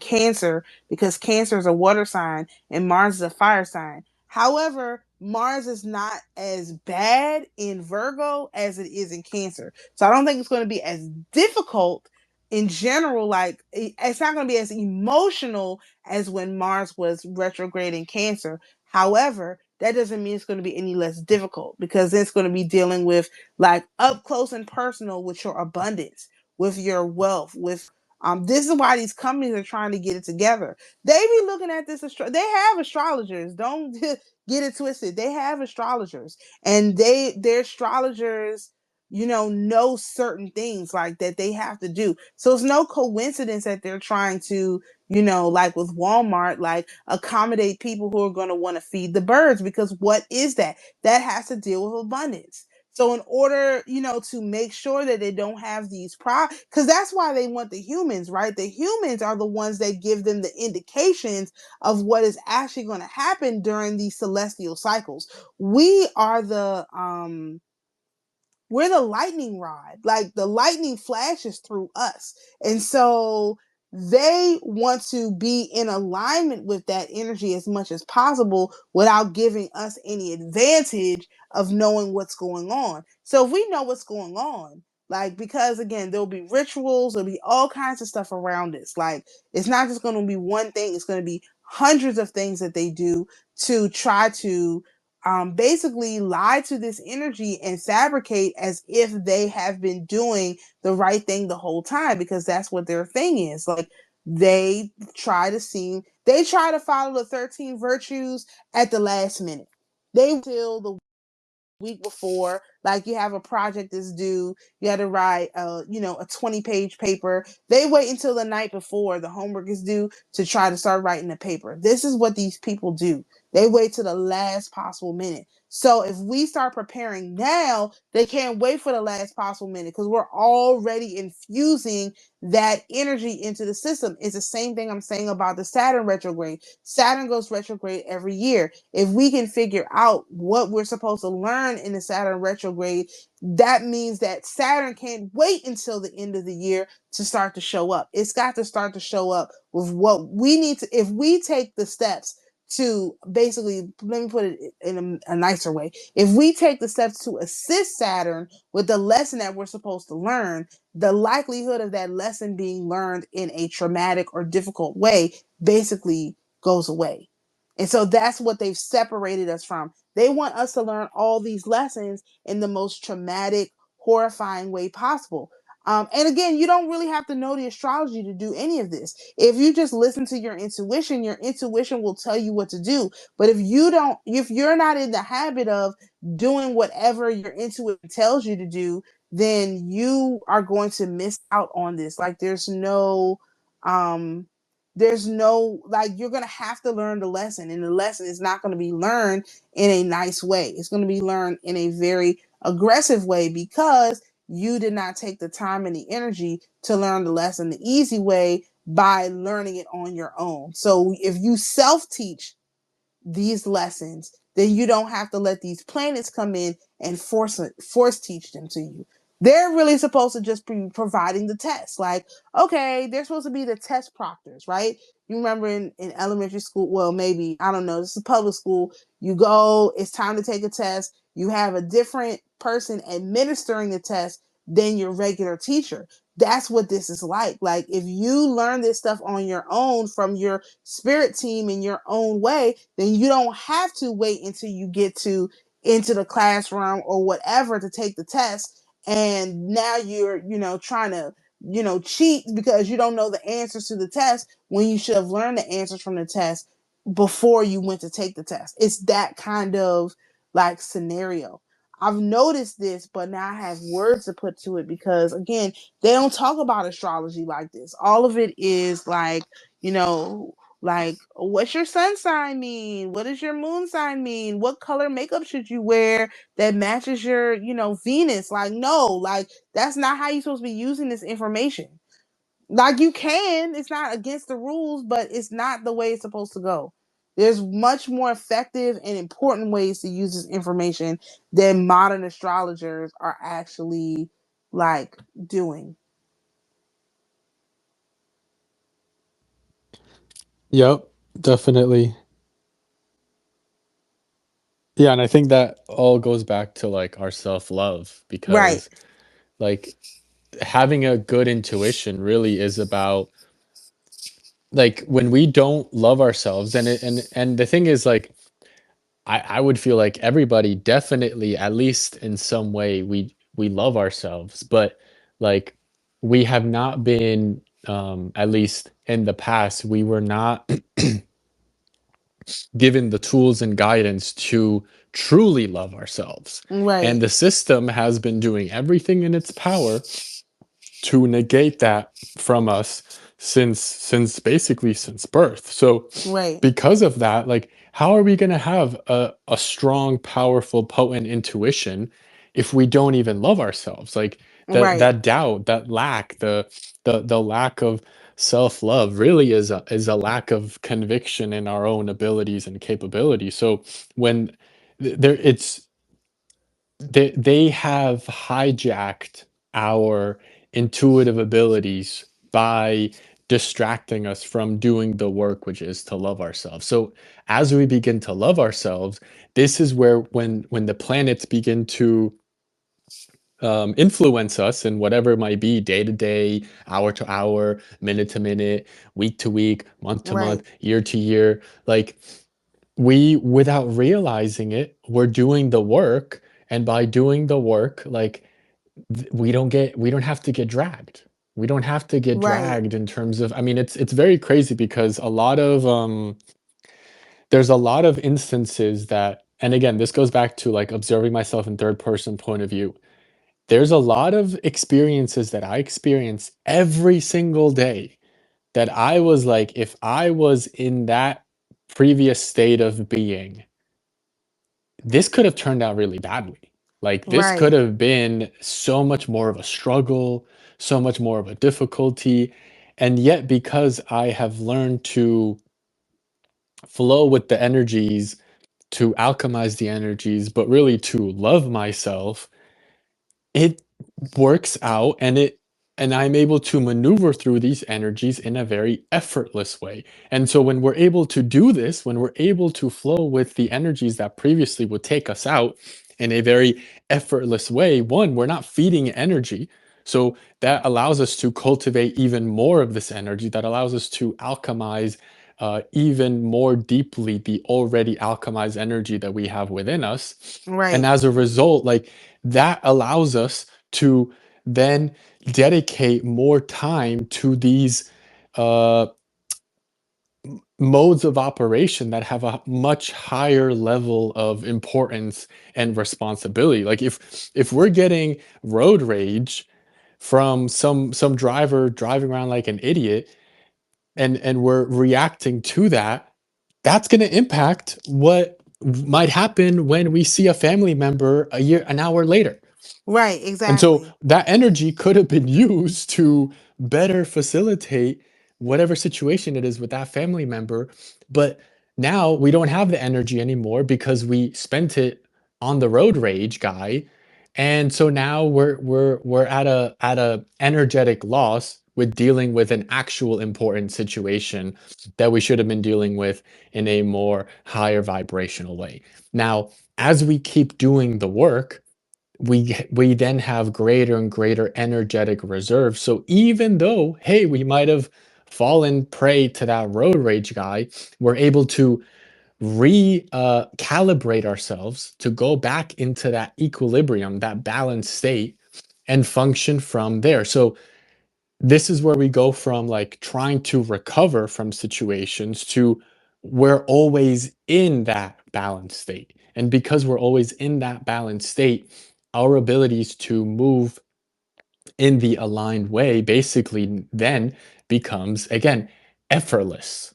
And this is Right. how we perform in a way where people can't even comprehend. People won't be Right. able to even understand, because it's not that we are geniuses, it's not that we're just like completely different from other humans. No, it's because we have done the work to be able to flow with energy in a way that would definitely take other people out. Right. Right. It would be impossible for a normal person to handle all of this stuff. Like literally impossible. Just the sheer volume of information that comes in that you have to process, stuff that everyone else can ignore and you can't ignore. Uh-huh. It's And that's just why they it's hate us. That's why they hate us, yeah, because they ain't us. yeah, yeah. They'll get But over now it. now, yeah, exactly. Now it's getting so overpowering that they're realizing like it's really stupid to hate. Like it's really Right, stupid to hate these people because they just keep winning. And it's like, at some point, like, because what is hate? Hate is just love. It's right, just love, but it's just love that it hasn't been properly digested. And like when we hate someone, it's really a projection of how we feel about ourselves. Like right. that's Exactly, really, because yeah, sure, we might not like someone, but like, if we don't really like something, we just let it go. We don't exactly. like, it's like with these men that are like homophobic, and they always fixate on gay men, and Oh and my and men gosh, being this, men they being love that. men. Yeah, it's like if you truly didn't like gays, you wouldn't be spending any energy talking about them. But when you make it a badge of honor of, like, fuck the gays, this gays, Right, that gays, it's like, okay, now you acting sus, right, because you clearly must like it. You clearly must like right. gay men, because why do you keep bringing it up? Why do you keep talking about it? Well, we know this with the black community because there's a whole bunch of white men that are always talking about the size of black men's penises. Like, this is all they're fixated on it. It's like, Yeah, and son, cucks and cucks yeah, and like being why? cucked. Yeah, exactly. Like, what's your pro? Like, chill out. Like, ain't nobody talking about that. You guys are weird. Like, you must like really want that, or be Oh jealous yeah, or there's whatever. a very large number of, especially white men, but I would just say men in general that have that. I mean, because if they're watching porn every single Uh, day of their lives for at unrealistic. least at least a decade, yeah, unrealistic porn. Especially, obviously, you got the Jews behind the porn that they're making, Right. so they got their own agendas, and beyond that, they're chronic coomers. Right. They're not successful with women. Like they listen to the red pill. So you add all this bullshit mixture up, and then obviously you get a beta that likes to get cucked. So they Outrageous. project it. They have to project it on the women. They have to project it on themselves. Um, and I mean, it's it's just it's I feel bad for people, because I would say like 90+% of humans right now are going through intense suffering. Like Yeah. like really intense suffering. Now, like, are there people that are happy? Yeah, but like even them, like it's like they're trying to maintain this facade of happiness, because the thing is, Right. like, true genuine happiness is doing the inner work. And Right. when we don't even know how to even begin to do the inner work, how can we expect humanity to be happy? How can we, like, how, if humanity has not found the way, how can we believe that people out there are actually like content and happy. Now, I'm not saying obviously that people out there are not happy and content, and I do wish them well, but at the same time, like I gotta be honest, I gotta be realistic. It's like it's at some point we have to be honest, Right. especially when it comes to ourselves, it's very important for us to be honest about where we're at. That does not negate our power, that does not negate our beauty, that does not negate the work Right. that we have done, but it's still very important for us to be honest. And it's Right. I come across a lot of people that, like, I'll talk about unconditional love, and the amount of attempts that they try to convince me that they love themselves unconditionally, it's like, like, why are you lying to yourself? Why, like, Right. why are you people lying to yourselves? Obviously, y'all are not loving unconditionally. And I know that for a fact because if they were loving unconditionally, they would be immensely powerful. That's how powerful it Right. is to embrace unconditional love. And there's nothing wrong with not having embraced it. It's Right. not like someone's gonna get punished, and it's not like, oh, you're not good or this or that. No, it's okay. It's okay to know where we are at. And it's actually very important to know where we are at so that we, in that awareness, one, we understand how far we have come, and two, we understand, hey, I'm a be even more motivated to keep doing the self-love, to keep prioritizing this. Because if we just assume, oh yeah, I'm great with unconditional love, I already did the work, I'm this, I'm that, then what's the motivation to improve? And I say that Right. Right. confidently Right. because I've been doing all this very heavy work on unconditional love for, I think at this point, 4 years now. It's about, yeah, basically hit 4 years in a month from now. And I still am honest with myself that there's still so much more to do. Now, have I gone far from where I started? Yeah, night and day.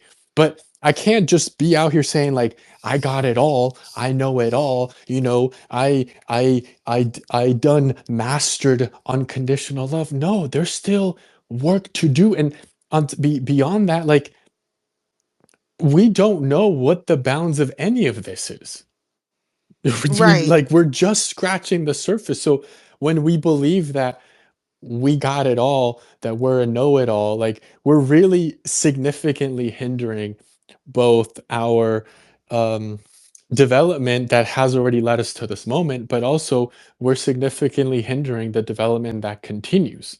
And a Right. lot of people they're just not honest. They're just not honest with themselves, and I think that goes back to, again, the self-love. If we're not loving ourselves in the way that we deserve, we're not being honest. We're not being honest with ourselves. We're We're not going not. to be honest with ourselves. We're not. And by being honest with ourselves, this is where we have strong boundaries and we hold others while also holding ourselves accountable. And for me personally, like,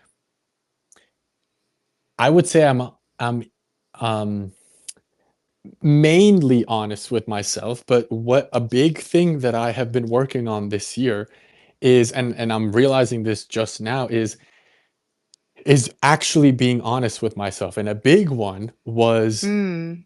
with the people that I was allowing to surround me. How can I Right. be calling myself the emperor and I have people just trying to siphon and feed off my energy and not doing shit for me?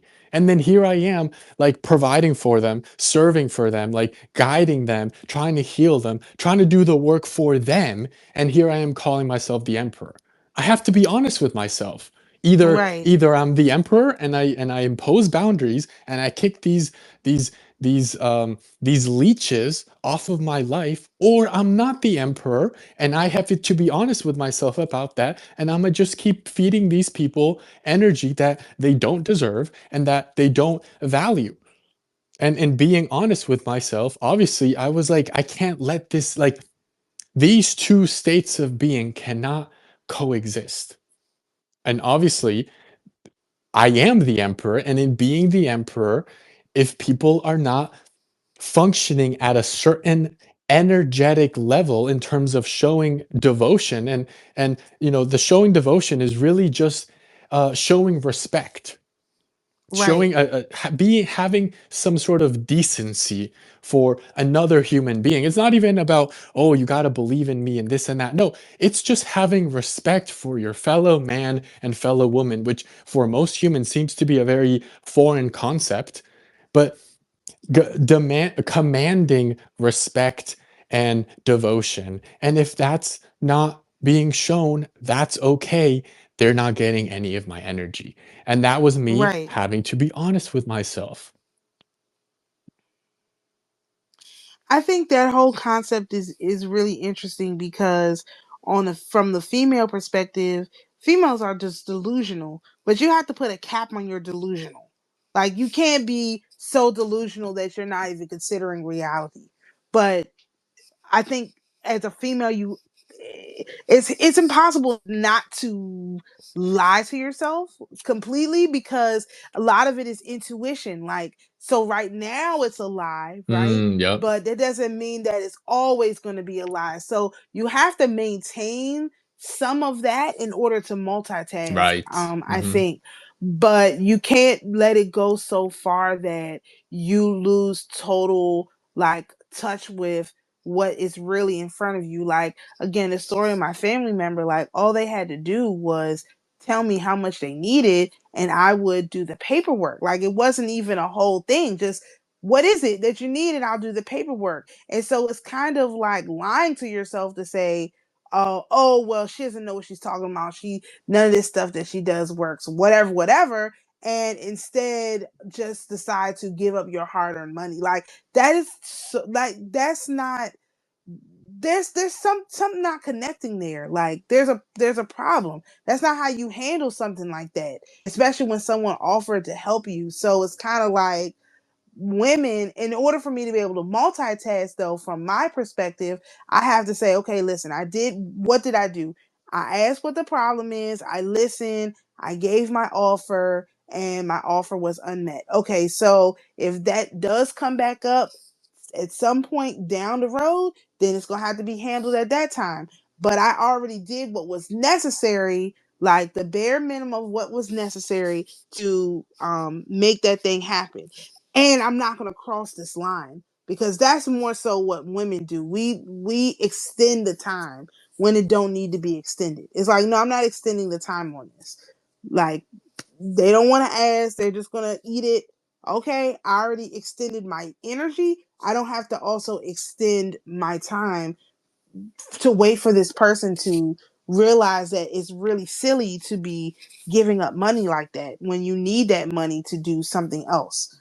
It would have been better to have that money to do something else. So those are just the kind of things from a female perspective that you have to because females are always doing this. Like they say that men are the problem solvers, women are the ones that really go in and will just solve the problem, like and just do the work. But then when you can't do the work for someone else, you have to let the other person do the work for themselves. Like, and you have to set a limit on what that work is. It's not like you're saying, oh, you have to do everything, but you have to do at least. I tell my kids this all the time. Like, I'm not expecting for you to do it all, but you have to at least do this. And literally my at least is you have to at least ask. If you can't open your mouth and ask, then I cannot help you. I won't help you. I'm not offering to help anybody who doesn't open their mouth and ask me. And that's my like one of my main rules right now. Like I can help anybody do anything, but they have to ask. Like it's too much for me to just be taking in all of this information, notice that someone needs something, and then still go and ask them when Yeah, they're that's the one with the wild. problem. Yeah, Right. but that's what women do. Like we're looking to solve problems, and so like when we see a problem, we will just go in and solve it. But you can't do that. You Yeah. literally have to wait for someone to ask, and that's where this whole again. If I'm feasting energy, I'm not looking for nobody to ask nothing, and I'm not looking to solve no problems.